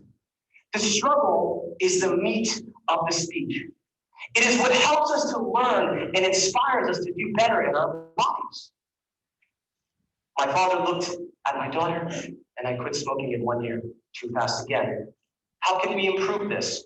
Show us more details, more examples about how the actual struggle affected you. Every time I would go out in public, I would see all my friends smoking cigarettes, but I would get so shaky because I wanted to smoke every single day, but I knew I couldn't. I could not smoke cigarettes because I had to quit. When his father is playing with his young daughter, we all know that cigarettes do harm to our health. My father would try to play with my daughter, chasing her all around the room, but he would begin coughing because it was too difficult for him, because he smoked every day. And that's when he began to realize he needed to quit smoking for our daughter. So ladies and gentlemen, when you explain the struggle, when you flesh it out, when you give a lot of details, that is what inspires us to make a change within ourselves. Now, the last thing we need to do to improve the speech, to make an excellent one even more better, is to give examples of our key message. Ladies and gentlemen, you must always find a strong reason. Why should you improve your health? Because you want to live for your daughter's graduation. Why should you make more money? Because you want to buy your wife beautiful things. Why should you do something better? This way, by giving us all examples that can apply to us, all of us can buy into what you have to say. All of us in the audience may not have a father that smokes, but we do want to get better in some way. So give us examples of your key message. Ladies and gentlemen, to make our speech better, remember to use a personal story. Remember to show us the struggle, and remember to give us examples of your key message. Thank you very much. All right. Okay. Okay. So you saw this this particular evaluation. How did you find it? Any feedbacks?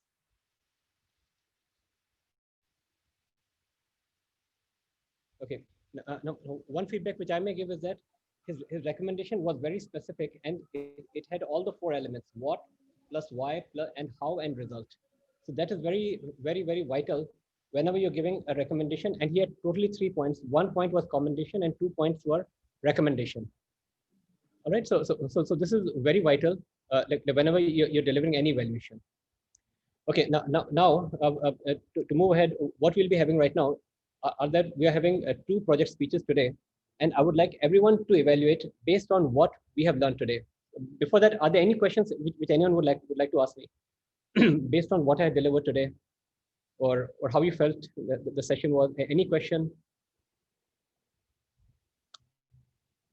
All right. Okay, so it doesn't matter. Sir, I have one question. Yeah, please go on. Sorry to interrupt. So as Yeah, we sure. are taking part in online mode, how our body movement or our gestures can make the evaluation part different, or how can we make it eye catchable in online part? As Yeah, that's also a wonderful question. So in this, like although I'll answer your question partly, if I get time in the end, I will try to work out on a small exercise which could have more impact. Now the thing is that like how you could do it is by gestures. There is obviously we all have limitations in the world in which we are living in right now. We're living only in front of the camera right now to deliver our evaluation. So in order to develop our evaluation, use your gestures appropriately. I'll just give you a very small example. For example, like just see these 3 gestures of mine. For example, please rise and sit over here. Please rise and sit over there. Please rise and sit over there. So you see the difference between 1, 2, and 3. This is the most appropriate one. Please rise. It's a more subtle way of requesting. That is, please rise and please sit over there. Similarly, the other ways are of course you can say like this as well, or the other way. This is a bit rude and inappropriate because you're pointing at someone. So the thing is, use your gestures to the best. And obviously, since you cannot really move about while doing evaluation, so that becomes a bit of a handicap. And the last thing is that whenever you're delivering any project speech, especially for contest, always stand up and deliver your evaluation. Like don't be seated. Like obviously, I'm seated right now because I have to work with PowerPoint and all these stuff. So I need to be seated. But in a normal course, whenever you're delivering any project speech or any evaluations, so please make it a point to stand up so that your body language is much more effective. All right. I hope I've answered your question. Thank you, sir. Yep. All right. Okay. Now we'll be having 2 project speakers, and I want all of us to evaluate them. Then probably a couple of us could deliver our evaluations. Okay. So the first project speaker whom I would like to call upon is just one second. Is Toastmaster. Okay. Yeah. Okay. The first speaker is Toastmaster Ridhima, and she'll be delivering her L1P1 icebreaker speech. And the timing for the timer is 4 to 6 minutes speech. All right. And the title of the speech is Encapsulating Me. And I'd like to describe the speaker, Toastmaster Ridhima Gupta. She's pursuing a law from Law College in Dehradun, and she aspires to be a judicial servant. So let us all give a round of applause to Toastmaster Ridhima Gupta. Toastmaster Thank you Ridhima? so much. Yes. Yes, sir. Yep. So before starting my speech, I would request every one of you to please turn on your videos because I hate talking to walls. Please turn on your video, everybody. Let's all be visible. Finally, I can see faces. Okay, timer, you can start my time. Changes can be scary. But you know what's even more scarier? Is allowing fear and mistakes to stop us from growing, evolving, and progressing. And I am glad that I took this step to come up to this place called Toastmasters, where I've not only evolved as a leader, but I've also grown as a speaker, and I'm still progressing as a leader. Good morning, everyone. My journey seems to be like repeating once again. Back then, when I joined Toastmasters in 2017, my first speech was a test speech. And today, when I am back in Toastmasters and giving my introduction speech, my first speech is a test speech. About me, I have a hell lot to share. But since my VP Ed has strictly told me to sum up in time, I will try to encapsulate myself in just 6 minutes. I am Ridhima Gupta. I am currently pursuing my law from Law College, Dehradun Uttaranchal University, and I aspire to be a judicial servant. I am amiable, kooky, and dreamer. My family. My father is a businessman, my mother is a homemaker, and I have a younger sibling. Talking about my hobbies. Like every other person, my hobbies are listening to music and reading books. But I have a much more thing to share. I love adventure sports, rafting, paragliding, river rafting, paragliding, bungee jumping. These things excite me. Though I have not done all of it, but with every passing day, I like to explore myself more with these adventure sports. My life has been a dilemma from very start. People who have heard me know this, but people who have not heard me, let me share it with you all. When I was born, my first dilemma chased me. My birth certificate has a misprint which read, my gender to be male. And when on one instance, people are trolled for being friend zoned, my friends trolled for being man zoned. And this dilemma is chasing me still today. Well, this was all about Ridhima. Now I would like to share about someone whom I get inspired with. Someone who was a shy and nerdy, naive girl.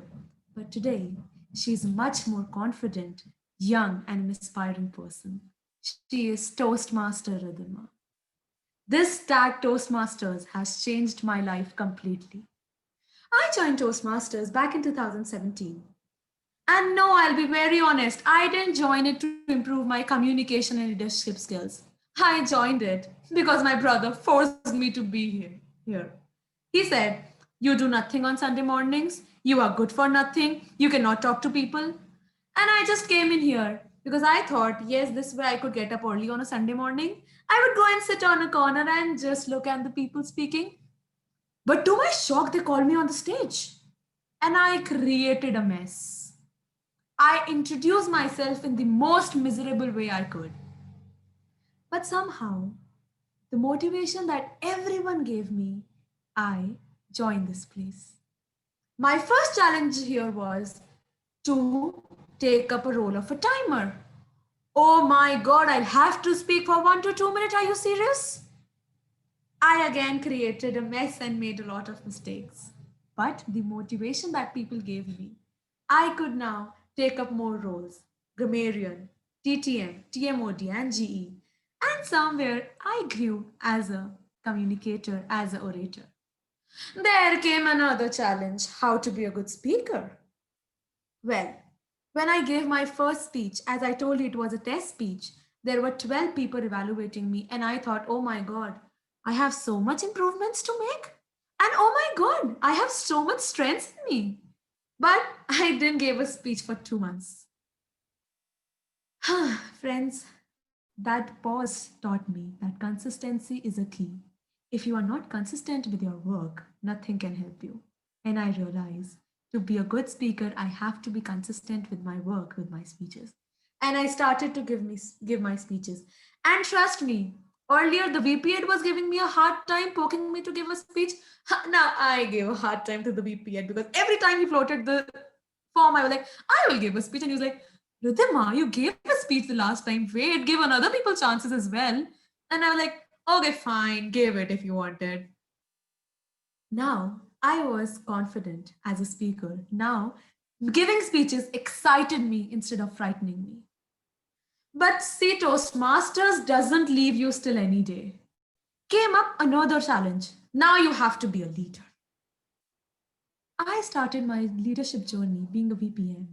I won't say I was very good at it, but somewhere I learned. The girl who started her journey thinking she'll sit in the corner and not talk to anyone, now was there networking with people, now was there calling up people and inviting them to join for the meetings. Then I grew and came up another opportunity. People motivated me to fetch up the role of being the president of the club. I thought, no, a big no. I cannot manage my 5-10 penny expenses. How will I manage the entire club? But friends, the growth, the addiction that Toastmaster gave me, and the zeal that I have had seen in people here motivated me. And I was fortunate enough to become the youngest and the first female president of this club, Pink City Toastmasters Club. I learned how people from different profession, people from different age, people from different mindset, people from different culture, and people from different backgrounds can come up under one roof and make a difference. I have seen the magic coming out of the people in this club. Friends, today, I would just say Toastmasters is an ocean of knowledge, as Toastmaster Nitesh mentioned. All you need to do is come up with an empty vessel. So every time you come up here, you have something for you and you take something back home. Learn from your mistakes because now nobody can learn from being perfect. Thank you, everyone. Back to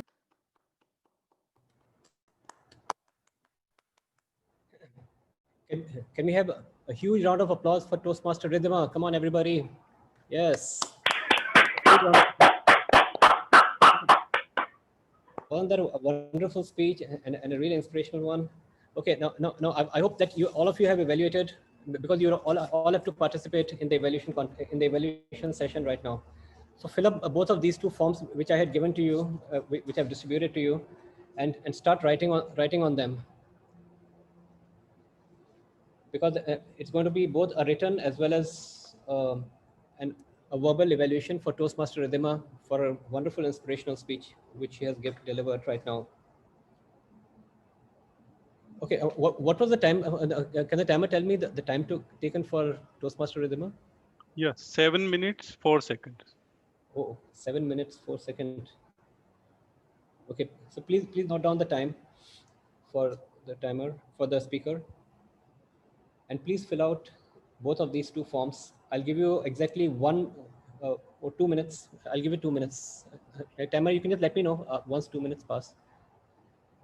Sorry, can you please come again? Yep. Yeah. I'm giving 2 minutes for everyone to fill up these two forms, and then sure. after 2 minutes, like everyone would have to deliver the evaluation, including you as well. So you may also want to fill up these forms for our test speaker.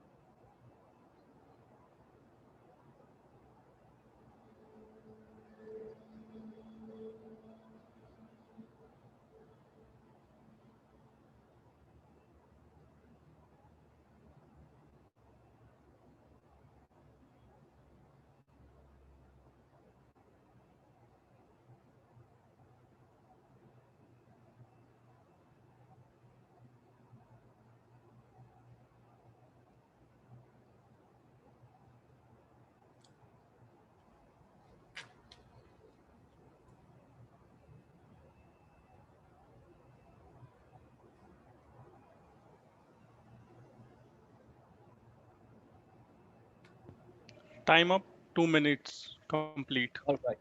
Okay, wonderful. Okay, so who would like to participate first of all for the evaluation? Who would like to evaluate Toastmaster Ridhima Gupta first? Anyone who's completed?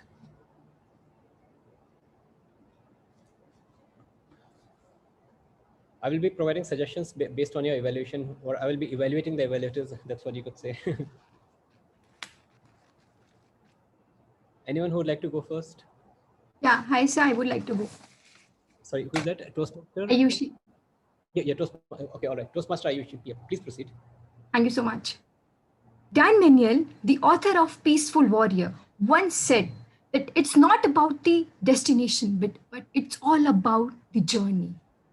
And contest chair, honored judges, and fellow Toastmasters, and my dear target speaker, we had witnessed this afternoon a peaceful warrior, Toastmaster Ridhima, on the stage. She took us on a journey from our struggles to become a leader and a young president of the Pink City Toastmasters Club. Three classic things which I liked about the target speaker were pausing, position, and the inspirational story. First, moving with the pausing. So when she told about the gender or the certificate, birth certificate, that she has been titled as the male on the birth certificate, she gave a beautiful pause on that.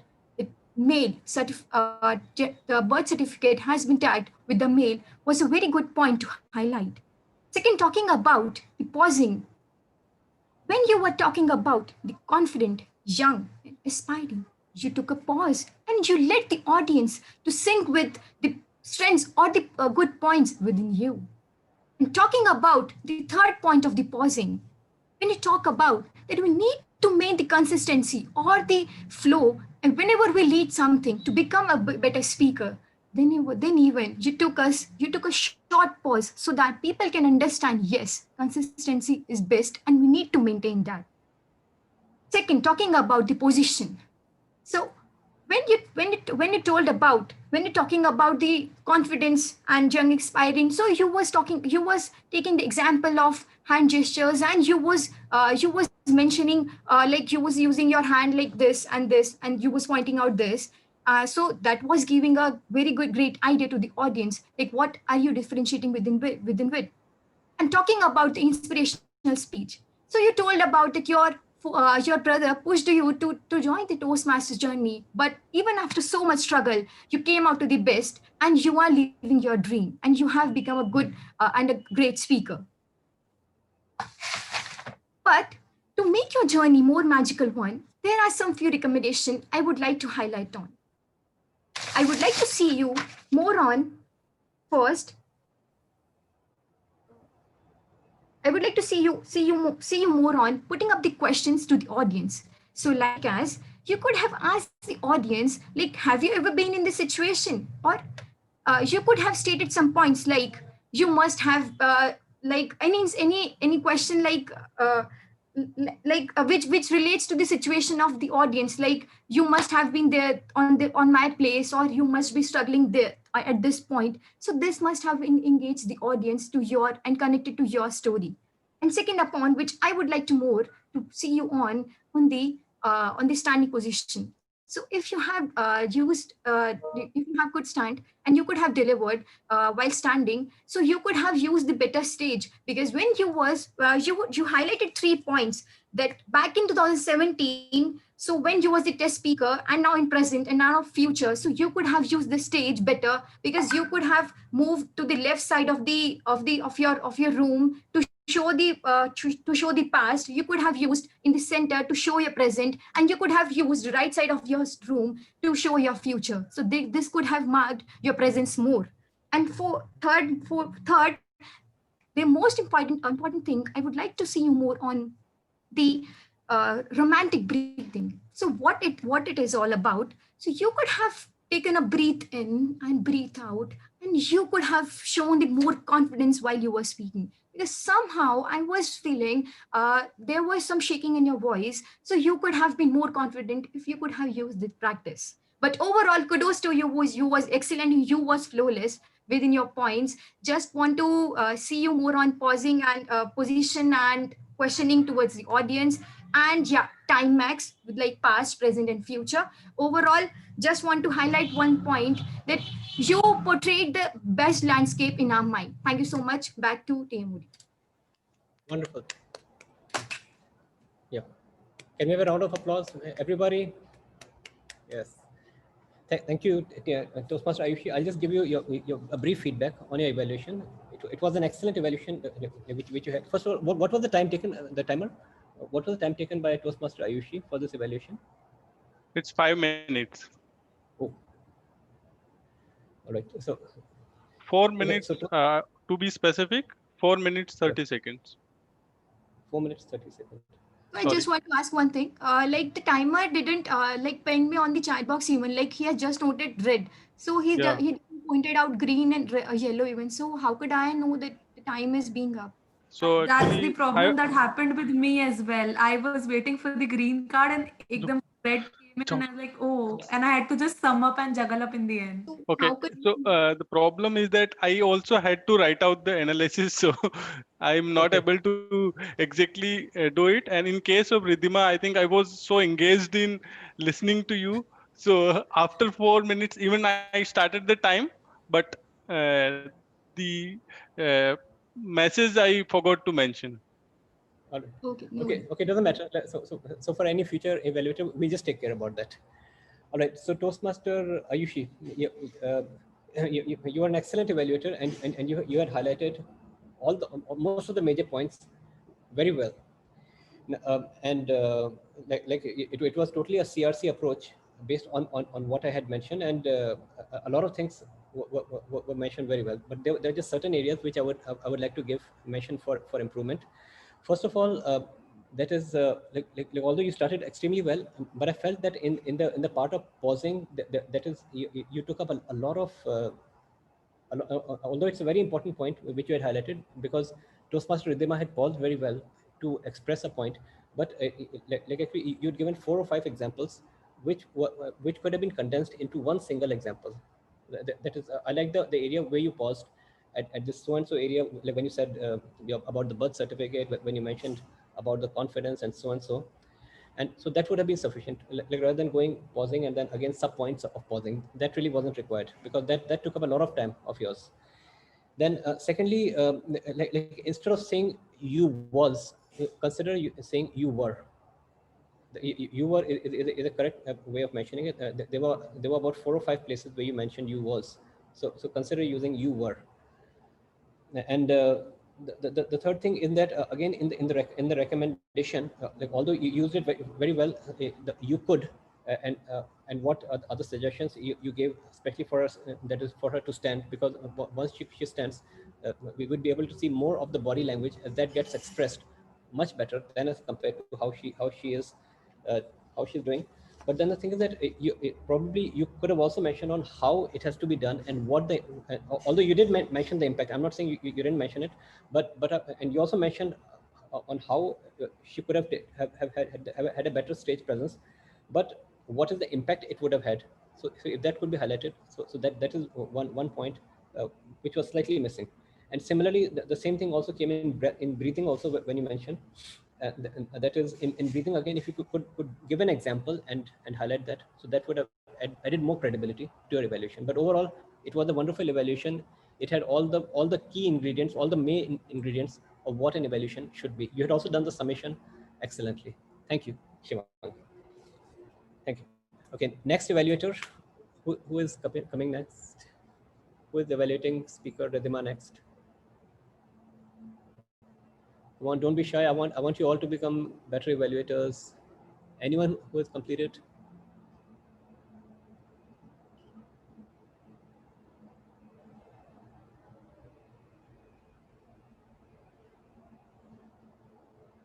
Anyone else? I can try, sir. Yeah, Toastmaster Abhishek? Yes, sir. All right. Okay, you might have to speak up a little bit because your voice is appearing a bit soft. Sure, sir. Yeah. Am I visible? Yeah, all right. It's better than before, but just try to speak up a little bit more so that your voice is audible. Sure. Timer, please let me know. Yeah. All three cards, green, yellow, and red. So I will write it in chat. If, okay, is that work? Will Yeah, that work? yeah, Okay. sure, definitely. And please let me know once you start the time. Yep. Sure. And I'm timer, starting. timer, I believe your video is off. Okay. Could you switch Sorry? on your video? Ravi, your video is off. Yeah, sorry. Yeah, Yep. please. So I'm saying rather than writing or changing background, I will be writing in chat box itself. Yep, no Okay. issues. No issues. So the time for evaluation is 2 to 3 minutes. Sorry, Yes. 3 to 5 minutes. Or No. can anyone let me know? Yeah, It's 2 to it 3. is 2 to 3 minutes. So at at 2 minutes you can show the yellow card. 2 minutes 30 seconds the amber card, and at the third minute just show the red card. After which he's got 30 seconds to complete his evaluations. Got it. Thank you. Yep. Right. Okay. So Toastmaster Abhishek, you may begin. Every beginning of a journey will leads to a success. Because once you begin your journey, that is your first step towards a success. Congratulations, Toastmasters Riddhima, for the beginning of your new journey towards your pathways. And it is really wonderful to see you as a test speaker again, and in a level of where you will able to see a lot of evaluators giving you evaluations on your speech. I like your speech from starting to end because there are a lot of parts I really mesmerized of. You had a vocal variety, you had gestures, you had postures, you had eye contact with everyone. What I most likely I really want to say that because your speech was crisp and up to the point. There was nothing like jargons or you're just delaying your speech. You are up to the point on each sentence. Some parts where I really would like to suggest you that when you're giving a speech, try to have your screen in front of you. Now, what I meant to say, like your eyes should be in straight line, not downwards or not upwards. Why I am saying this? Because it boosts the confidence of a speaker who is speaking on the stage on the online mode, and also will able to give confidence to the audience that yes, he or she is having eye contact with her, and he's having the confidence towards his speech. Second part, what I really would like to recommend is you can stand and deliver your speech. Yes, although it is an online mode, but I wish if I can see you uh, giving your speech while standing from the next time. Talking about the conclusion, yes, you had your starting, you had your ending, you had your quotes, and what I learned from your speech was, even though being an icebreaker, that was a higher level of speech. Over to you, Toastmaster Navin Parwal, sir. Thank you, Toastmaster Abhishek. It was delivered very well. Now, because you had also used the CR, but the last C I felt was a bit missing in this particular, because the summation I believe was not complete. If you could have summarized the key points, that is the suggestions and as well as the recommendations which you had recommended. Okay, now, like first of all, you had begun very well, and you had mentioned what went right in this particular speech. That is, you had delivered the commendations. Now certain things which I would like to recommend for you as an evaluator. That is, along with the commendations, if you could have also mentioned the second thing was that why. That is, let's say if a body language was good, so what exactly was good in eye contact and the gestures and the vocal variety. That is why it had an impact on you. That is what you really felt or learned after these particular things. So probably personalize it and describe it. That's also one of the key elements for evaluation. And like in suggestions also, you had highlighted very well, because you had mentioned that is that is, I would like you to stand up. Though one suggestion I felt you could improve on is that I can see you could be replaced with I could see you, uh, something which you mentioned for standing. I was not able to catch the full phrase or write the full phrase. So so consider replacing I can with I could. Uh, uh, yeah, and lastly, as I mentioned before, the summation, if that could be a bit more crisp and concise, it would add to your evaluation. But overall, it's a very good work of evaluation you did. Thank you. Thank you, sir. Thank you, sir. Yeah, wonderful. Keep it up. Okay. May I know the timings of my evaluation, Ravi? Yeah. Yes, I will post at the end. Will it work? It's 2 minutes, 2 minutes 43 seconds. All right, 2 minutes. I didn't saw the green card actually. That is why I'm asking. Okay. Sorry, I missed. Today I'm writing, doing so No much issues. mistakes. No issues. No issues. No, it's all right. Okay, next evaluator. PTM Navin, I might want to request, let's move on to the second speaker and have his evaluations as well in the interest of time. So I think we can see that's might want to want the meeting to come to a bit of a closure in the interest of time. So all right, okay, that's all right. Okay, so let's have the second speaker. The second speaker, just for a second, is I've mentioned here. It is Toastmaster Devyansh Sharma. Am I correct? With Toastmaster Devansh, actually, not Devyansh. Yeah. Toastmaster Devansh Sharma. Okay, I would like to introduce Toastmaster Devansh Sharma, and he is a third-year engineering student, and he's a VPPR of Pink City Toastmasters Club. He's on a mission to transform himself from an introvert to a dynamic speaker. And the title of his speech, do I have the title of his speech? Yeah. The title of his speech is Not Just a Teacher. Okay, so not just a teacher, Toastmaster Devyansh Sharma. Sorry to interrupt. The timing is 4 to 6 minutes, right? 5 to 7. No, it is 5 to 7. Okay, thank you. So it is 5 to 7 minutes. So at 5 minutes, you may display the green card, 6 minutes the amber card, and at 7 minutes the red card. After which you will have 30 seconds to conclude his speech. Yeah, got it.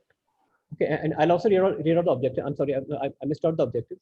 The objective of this particular speech is to share the experience when you were a mentee and how Toastmaster envisions mentorship. Okay, so for all the evaluators, please note that this is the objective of the speech, and the title is Not Just a Teacher. Okay, so not just a teacher, Toastmaster Devyansh Sharma. Every person who is successful in this world is the one with great mentors. Good morning, fellow Toastmasters, and welcome guests. The word mentor is often confused with teacher. I believe there is no one in this meeting who never had a teacher. Is there anyone? No, there can't be. But not everyone gets the right kind of mentorship as expected then. To clearly understand what I believe mentorship is, we have to look a few years back when I'm in school, before my matriculation. I'm the most sincere guy in the school.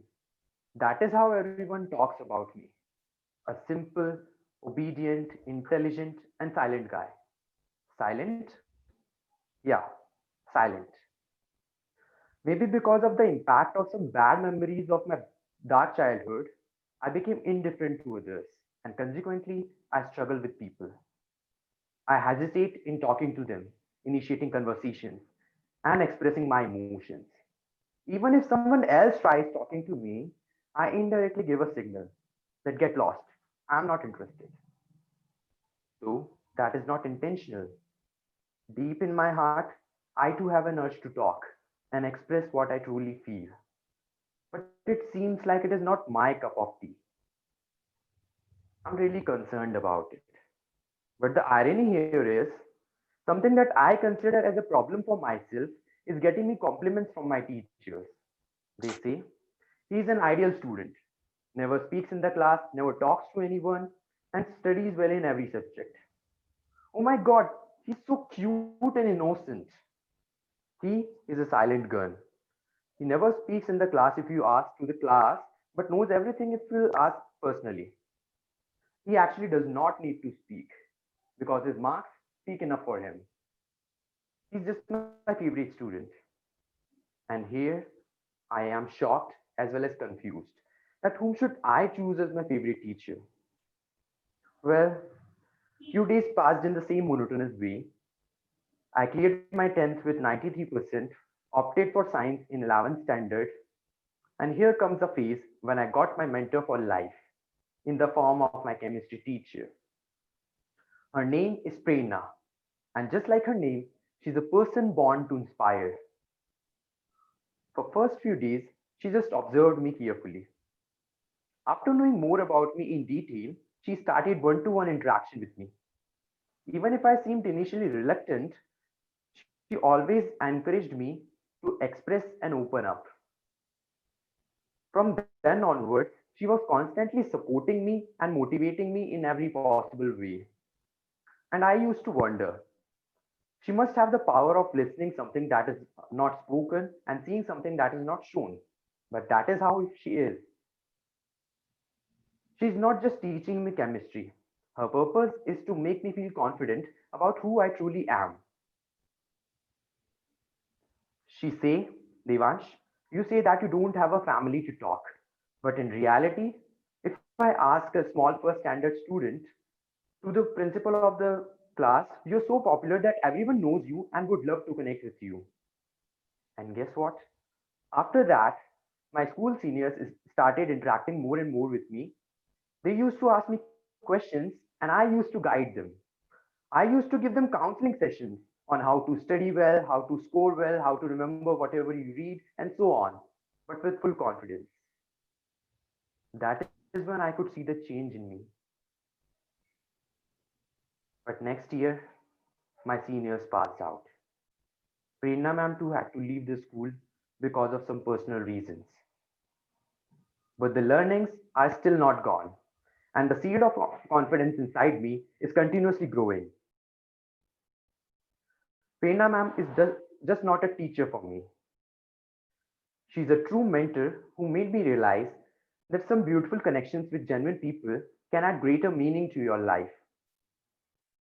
And I am still in touch with her because a mentor mentee relation is not time bound. A teacher will be there with you to support you with an exam, but a mentor will make you ready for life. Learnings by a teacher stay for a short term, but those with a mentor stay lifelong.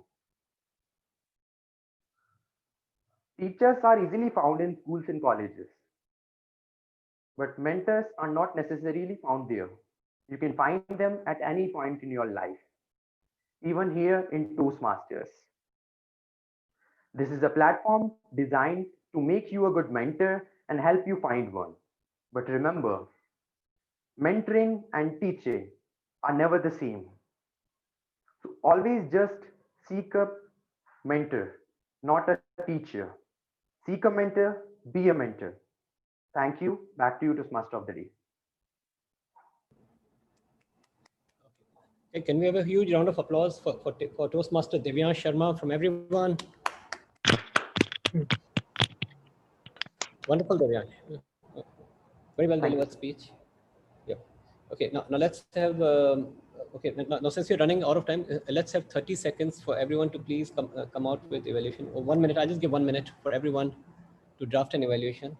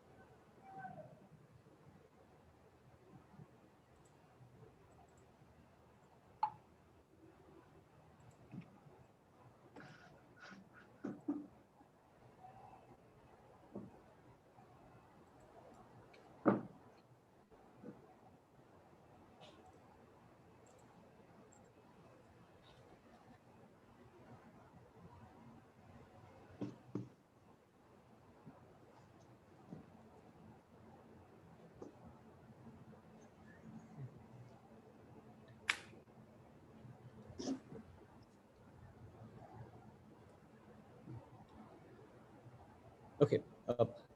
Okay, time is up. 1 minute. Now, who would like to evaluate Toastmaster Devyansh Sharma? I think I would like to go first. All right. Toastmaster Warshid Dustad. All right. Yes, fantastic. Timer, please start the timings. Okay, timer. Good afternoon, everyone, and a special good afternoon to Toastmaster Devansh. Mentorship in Toastmasters is a unique experience between the members, the new members, and the old members. And mentorship is the way, the spirit, and the legacy of Toastmasters has been kept alive by first starting with hand holding and then gradually taking them to stand on their feet, walk, and then starting to run, and eventually recycle the entire journey. And once once your mentees have grown up into becoming their own mentors, you find new mentors for yourself. And this is really the circle of the life in Toastmasters. And this is what you have been trying to work out in your story, Toastmaster Devansh. You were talking about your own personal experiences and trying to emphasize that how, as a unique and personal mentor of yours, has converted into the human being today you are, and the person and the special qualities that come out of you, and how thankful and how thankful you are to that person and the inspiration in your life. Now, let me try to deconstruct some of the components of the speeches which I thought were very, very great, and some of which I felt could be worked upon.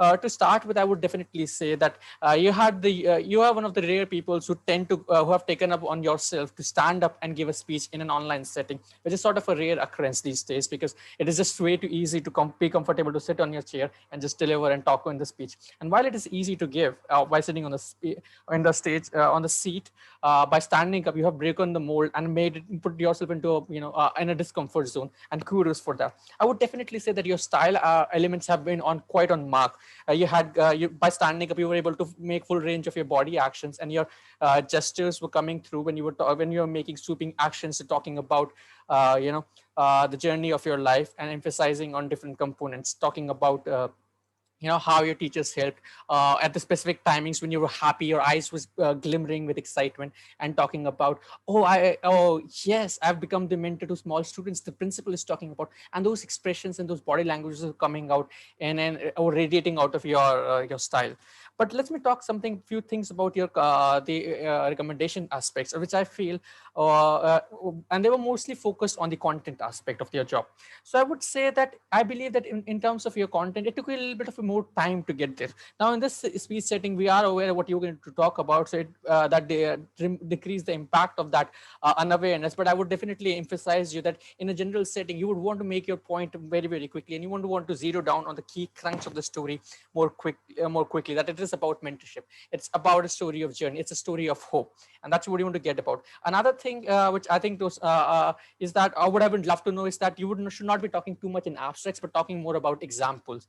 You talked about how your teacher inspired you, made you feel more confident, opened you up. You might want to share about a particular experience on a journey where she actually did that. You were feeling sad in your life and you didn't find anybody to talk, and that particular. So these are the details which help us contextualize, which help us visualize in terms of what you went through, and that makes us more relate to with you more. So overall, I would like to summarize and say that you are bang on into the style, but I think it's right time that you should start working on your substances more. And overall, I think you're on the part of becoming a great speaker. Thank you.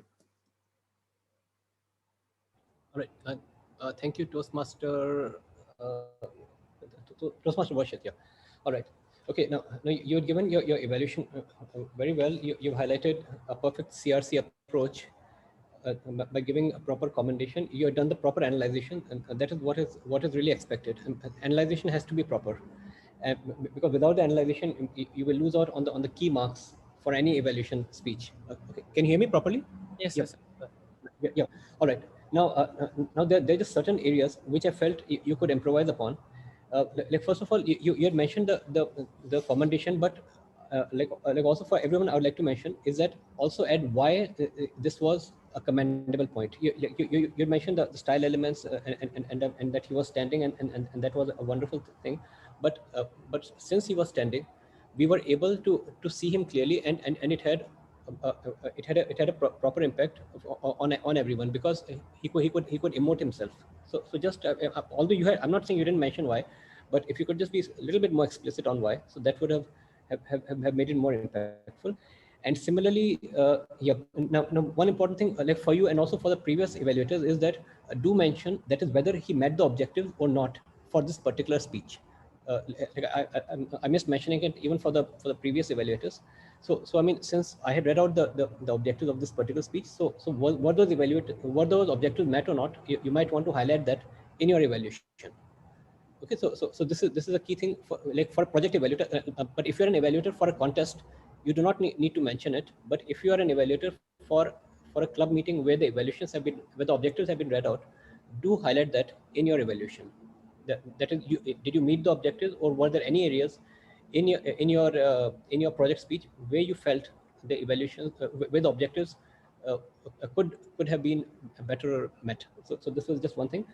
And similarly, for that recommendations, you are again highlighted it very well. That is, I mean, like one of the best point I found that you were able to catch was that if you could give some examples of how he was mentored well, and that even I also noted down as one of the area for recommendation for speaker Devansh. That is if you could just mention that is what the mentor did, or how she inspired him to become a better person in a little bit of by giving some examples that would have added more credibility to speech, which you had mentioned explicitly. And so that was there, but the only thing missing was that if how and result, which is required for recommendation, if that could be elaborated more. Like as I mentioned, the 4 components for the suggestions: what, why, how, and result. So how and result always creates a very big impact for recommendation. So do consider like having that for your next evaluations whenever you deliver it. But overall, you would also summarized it quite well, and it was a properly delivered evaluation. Good work. Thank you. Thank you, sir. Okay. Yeah. Okay. Next evaluator. Okay. How much time do we have? Like I know I've gone over time. We are officially at 12:50. I think I would let's hope to achieve to finish it by 1:05.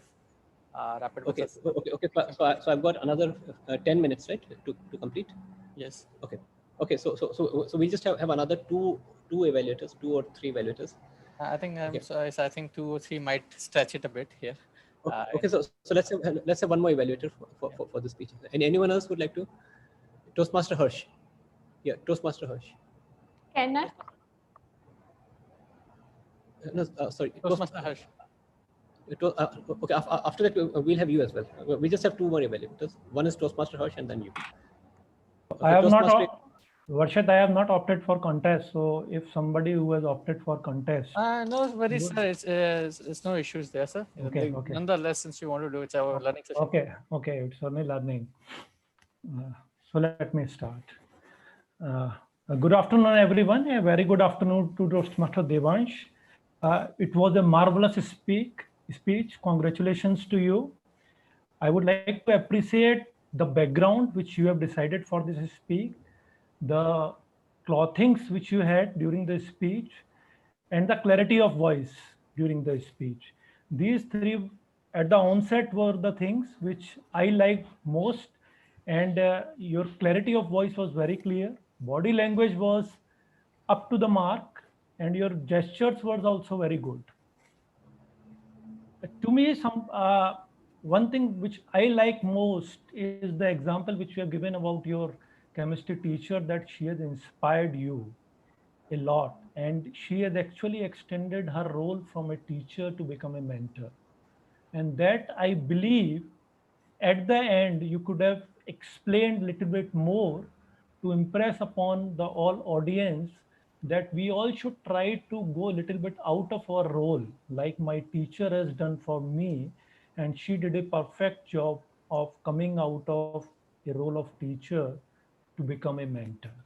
That was one of the key takeaway from your speech, that even if she was supposed to be a teacher, and we all have met only teachers in our educations or in academics, there are few people or few teachers who try to become a mentor. So that is the key point which you could have elaborated upon at the end of the speech. Second, opportunity for improvement, I found that you mention a lot about differentiation between teacher versus mentor.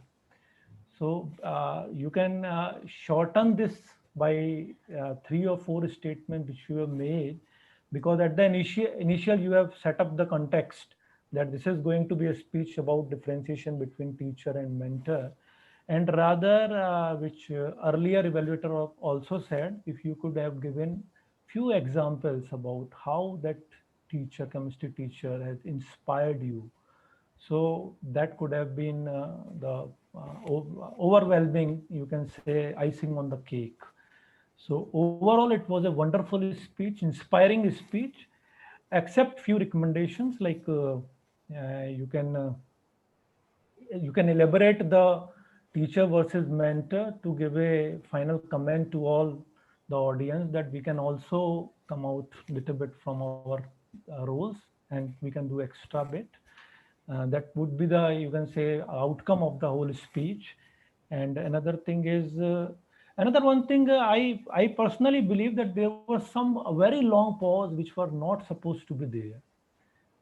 Some 3 or 4 pause which were very long, you could have shortened those pauses. And that those were not looking relevant to that particular moment. Although your pace was throughout the speech was very good, but you could have shortened those speech. Otherwise, it was a marvelous speech. Kudos to you, Toastmaster Devansh. Over to you, DTM Navin. Yeah. Thank you, sir. Thank you, Harshvardhan Sharma, Toastmaster Harshvardhan Sharma. Thank you. It was a very comprehensive evaluation, and you studied it very well, and you had highlighted all the key points which were required both for commendation, analyzation, as well as for recommendation. Now, certain suggestion which I have for you is that in this, like again, as I mentioned before, that is, did he meet the requirement or not for the project? So that could have been highlighted. Yeah. And secondly, like whenever, as I mentioned before, also whenever you're giving any commendation, so always mention the impact it had on you. Okay. That is the body language. His body language was excellent. So if his body language was excellent, or his let's say pausing or anything which you found good, so how did it really impact you you personally? So give your personal statement.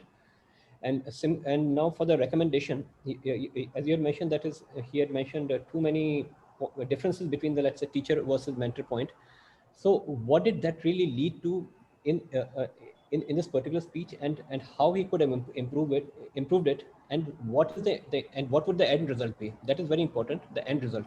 Okay. Although you had mentioned a bit about how we could improve it, but what would be the end result if he would improve it? So that's very important. So that he may consider that in in his further speeches, and then like I believe that after conclusion you again came up with recommendation. So I felt that the structure was a little bit missing. That is, have commendation, have recommendation, maybe 2 or 3 points, build up on that, and then finally come to the conclusion. Okay. But overall, a wonderful evaluation, as you had studied it very well. Thank you. Thank you. Thank you. Okay, last evaluator we have is Toastmaster Monica Sharda. Sorry, Shall I Toastmaster begin? Monica. Yeah. Toastmaster Monica. Yes, you may begin. Yeah, if excellence is one of your values, not only you self-critic and evaluate your performance consistently, you beg others for honest feedback. Regarding your today's performance, I would like to say that your speech was quite appropriate. It was relevant. Your beginning was quite relevant and impactful. Your speech was clear, cognizable, and obvious throughout the time you were speaking. Your tone, volume, and speed all were used effectively or impressively. You were calm throughout the time you were speaking, and you were completely at ease with the audience. Now, moving toward the content of your speech, as I heard, I find introduction of your speech, it was relevant, and the way you used the stories of your childhood was quite influential. As you progressed, you used the teacher mentor mentee relationship that quite served the purpose of the project, the objective that your project is having, that was quite served. And now, when the performance is measured, performance improves. When performance is measured and reported, the rate of improvement accelerates. To set off your growth, here are few recommendations from my side. What I feel in your speech is that your speech was divided into two parts. First half was about yourself, and second half was about the mentor or your teacher. So, and the first part was a bit stretched. You may say it was a ratio of 70 is to 30. So we somewhere missed the relationship between mentor and mentee, and how mentee helps you, how your mentor helps to transform. And I somewhere feel that it was like ice breaking project, so it would be better if you use some outside examples to make it more relatable for the audience. Like you can use the example of Eklavya and Dronacharya, Krishna or Arjuna, or there are many more mentor mentee examples that is quite relatable or familiar with the audience. Overall, I would say that your body language, the way you present yourself, and the overall appearance was quite impressive. Just focus on at these recommendations that try to divide your content in a systematic manner or sync it properly. This is just a few recommendations for my side, and overall it was a great attempt, and kudos to you, Toastmaster Devansh. That's it from my side. Wonderful. Toastmaster Monica Sharda, very well delivered evaluation. You had covered all the major aspects that includes the body language, the analyzation of the speech, and and the details of the teacher versus mentor. Now again, certain things which, and you also covered that whether he met the objectives or not. So that was a key point which all evaluators should cover, especially for project speeches which are being delivered within the club. Now again, in this, I mean, for recommendations, I always recommend that rather than taking up 4 or 5 points, take up 2 or 3 crisp points, and be more specific. That is, I mean, if he would have, let us say, that is, I mean, as you mentioned, that he stretched too much on the first half, and on the second half he didn't stress too much.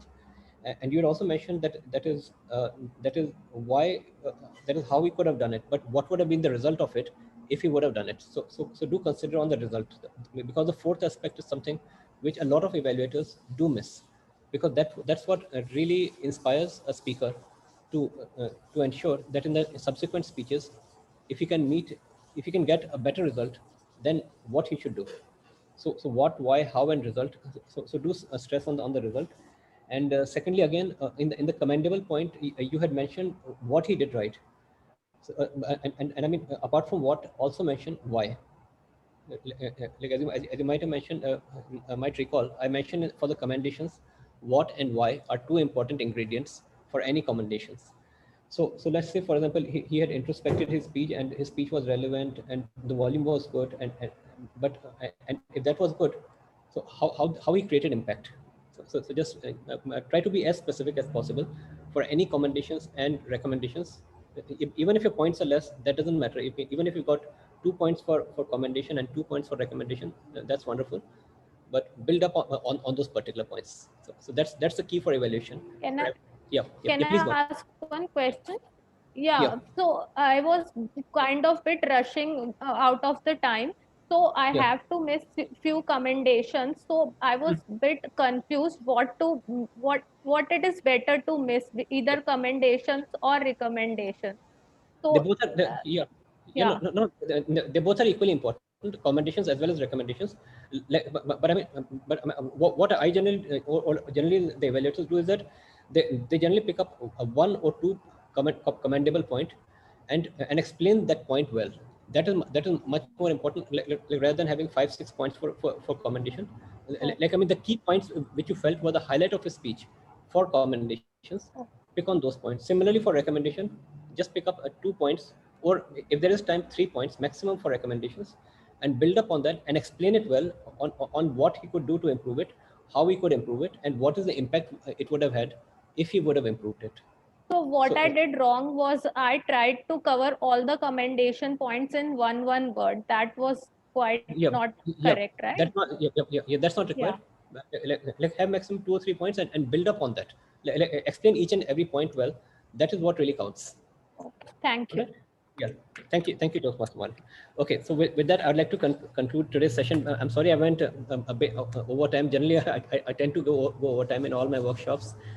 So I will hand it over now to the Toastmaster of the day. I hope you all found value in the session today. And if you have any recommendations for me, please also give me recommendations as well on how I could improve.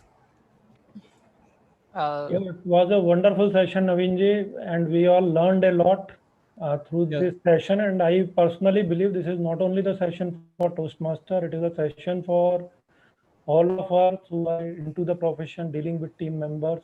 This is the way we all should give feedbacks to our colleagues, team members. This is a very inspiring session. Thank you, Navinji. Okay, thank you. Yeah. Anyone else would like to give any recommendation or anything else? I mean, like I know a lot of members have left also because I went highly over time. That's also So the one point I really like, as the Toastmaster Hers mentioned, is that we are able to connect with it. Whether we are working as a team member or as a team leader, we have to have this kind of skill set to provide a feedback to a manager or a team member. So that is the good thing I found in session. And the other thing which you just mentioned is that most of the members have left the group. So we should keep ourselves bound within the time. Also, I made a lot of mistakes during the as a timer, because if you kept me out of the evaluation, that would be better for me to give the correct timing or signals to the evaluator or speaker. So I was kind of confused in that. That was the one thing. And other than that, I think we other members, I would like to say that if you want to join session, then join it on time. So if we started at 12:30, then 10:30, then we probably complete it after 2 hours. But we are starting and coming very late, and after 30 minutes we are starting, then it's of course stretching a lot. So the availability become an issue. So that's the one thing. I mean, in general, we should start early. Thank you. Thanks a lot. And apart from that, both the speakers, how did you find the evaluations of all your club members and the evaluation of all your club members? Yeah, to both the speakers, Devansh and Ridhima. As usual, sessions are great, and the way you evaluated was really good. We could really learn a lot. I've literally marked on points to where I need to improve as an evaluator and where we can have the improvements. So the session was really good, and I have literally note down points, and I will send my evaluation to feedbacks as well. Okay, wonderful. Thank you. Yes, it was One a thing great I would evaluation like to today. say. Yeah. Sorry. Yeah. All the evaluators were doing a great job today. Yeah. And yes, sir, I also have a recommendation that you yourself can give at least one evaluation yourself, just like an contestant, so that you can set an example for others. Yeah, no, At no, least no, for definitely. one contestant. Yeah, no, definitely. Like, what you're saying is absolutely right. And in fact, I'd also evaluated you, but obviously since there was a paucity of time, so that's the reason. That's the reason I couldn't really evaluate, because I wanted others to evaluate, because that was the key point. Otherwise, I could have also evaluated you as well. But I mentioned a few points as well for you. But it doesn't matter because really most of the points were covered by the other evaluators. Most of them. There are only one or two very small points which could be there.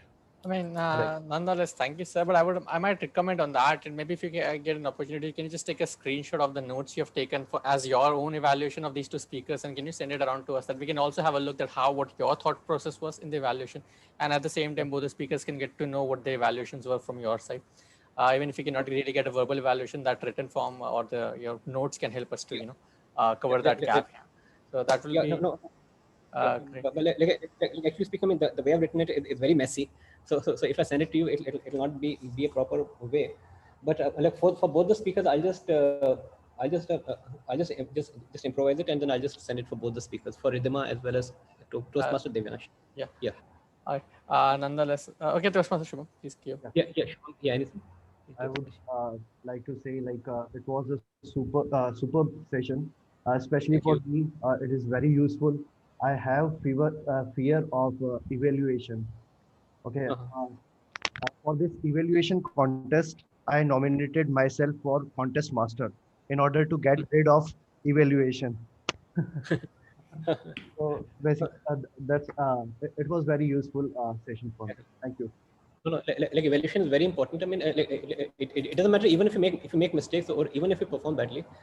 But I mean, please undertake evaluation. You can undertake an evaluation for let's say an icebreaker speech to begin with.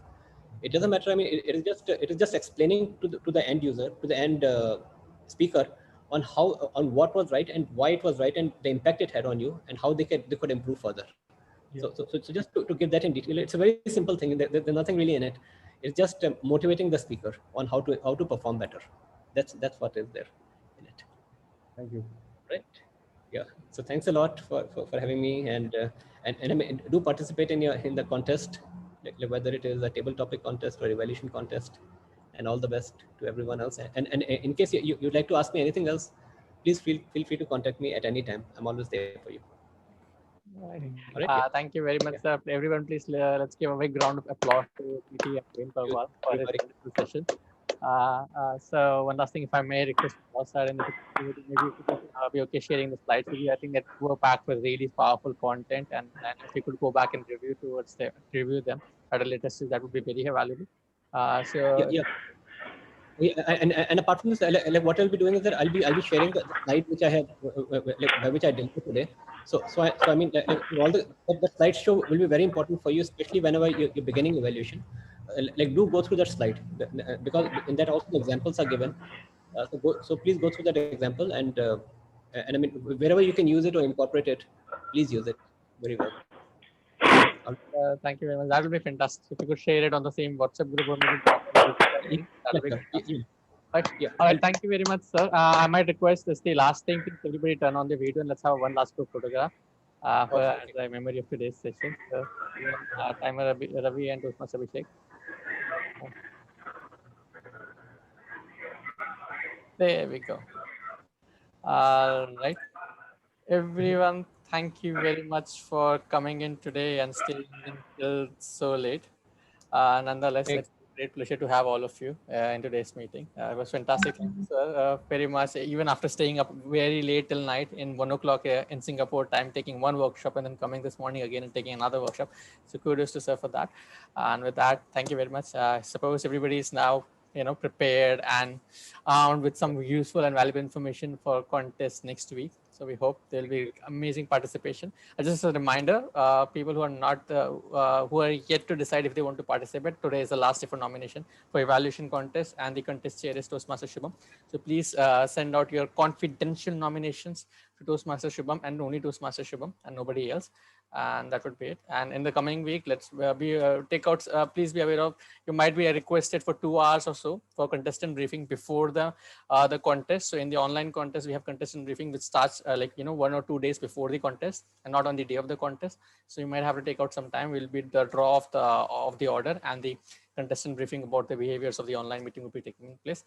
Just a spoiler, rules are a little different than the normal comfortable things we tend to go with the meeting about how to set, what the camera angles and all that stuff. So you might want to be armed with the technicalities as well. I think the contest chair will take care of it as the day comes, but I was just giving a heads up. With that said, thank you very much for everyone being here, for making this workshop very successful. The 256 meeting of Pink City Toastmasters Club officially is coming to the close. Thank you very much and have a great day. Thank you. Thank you.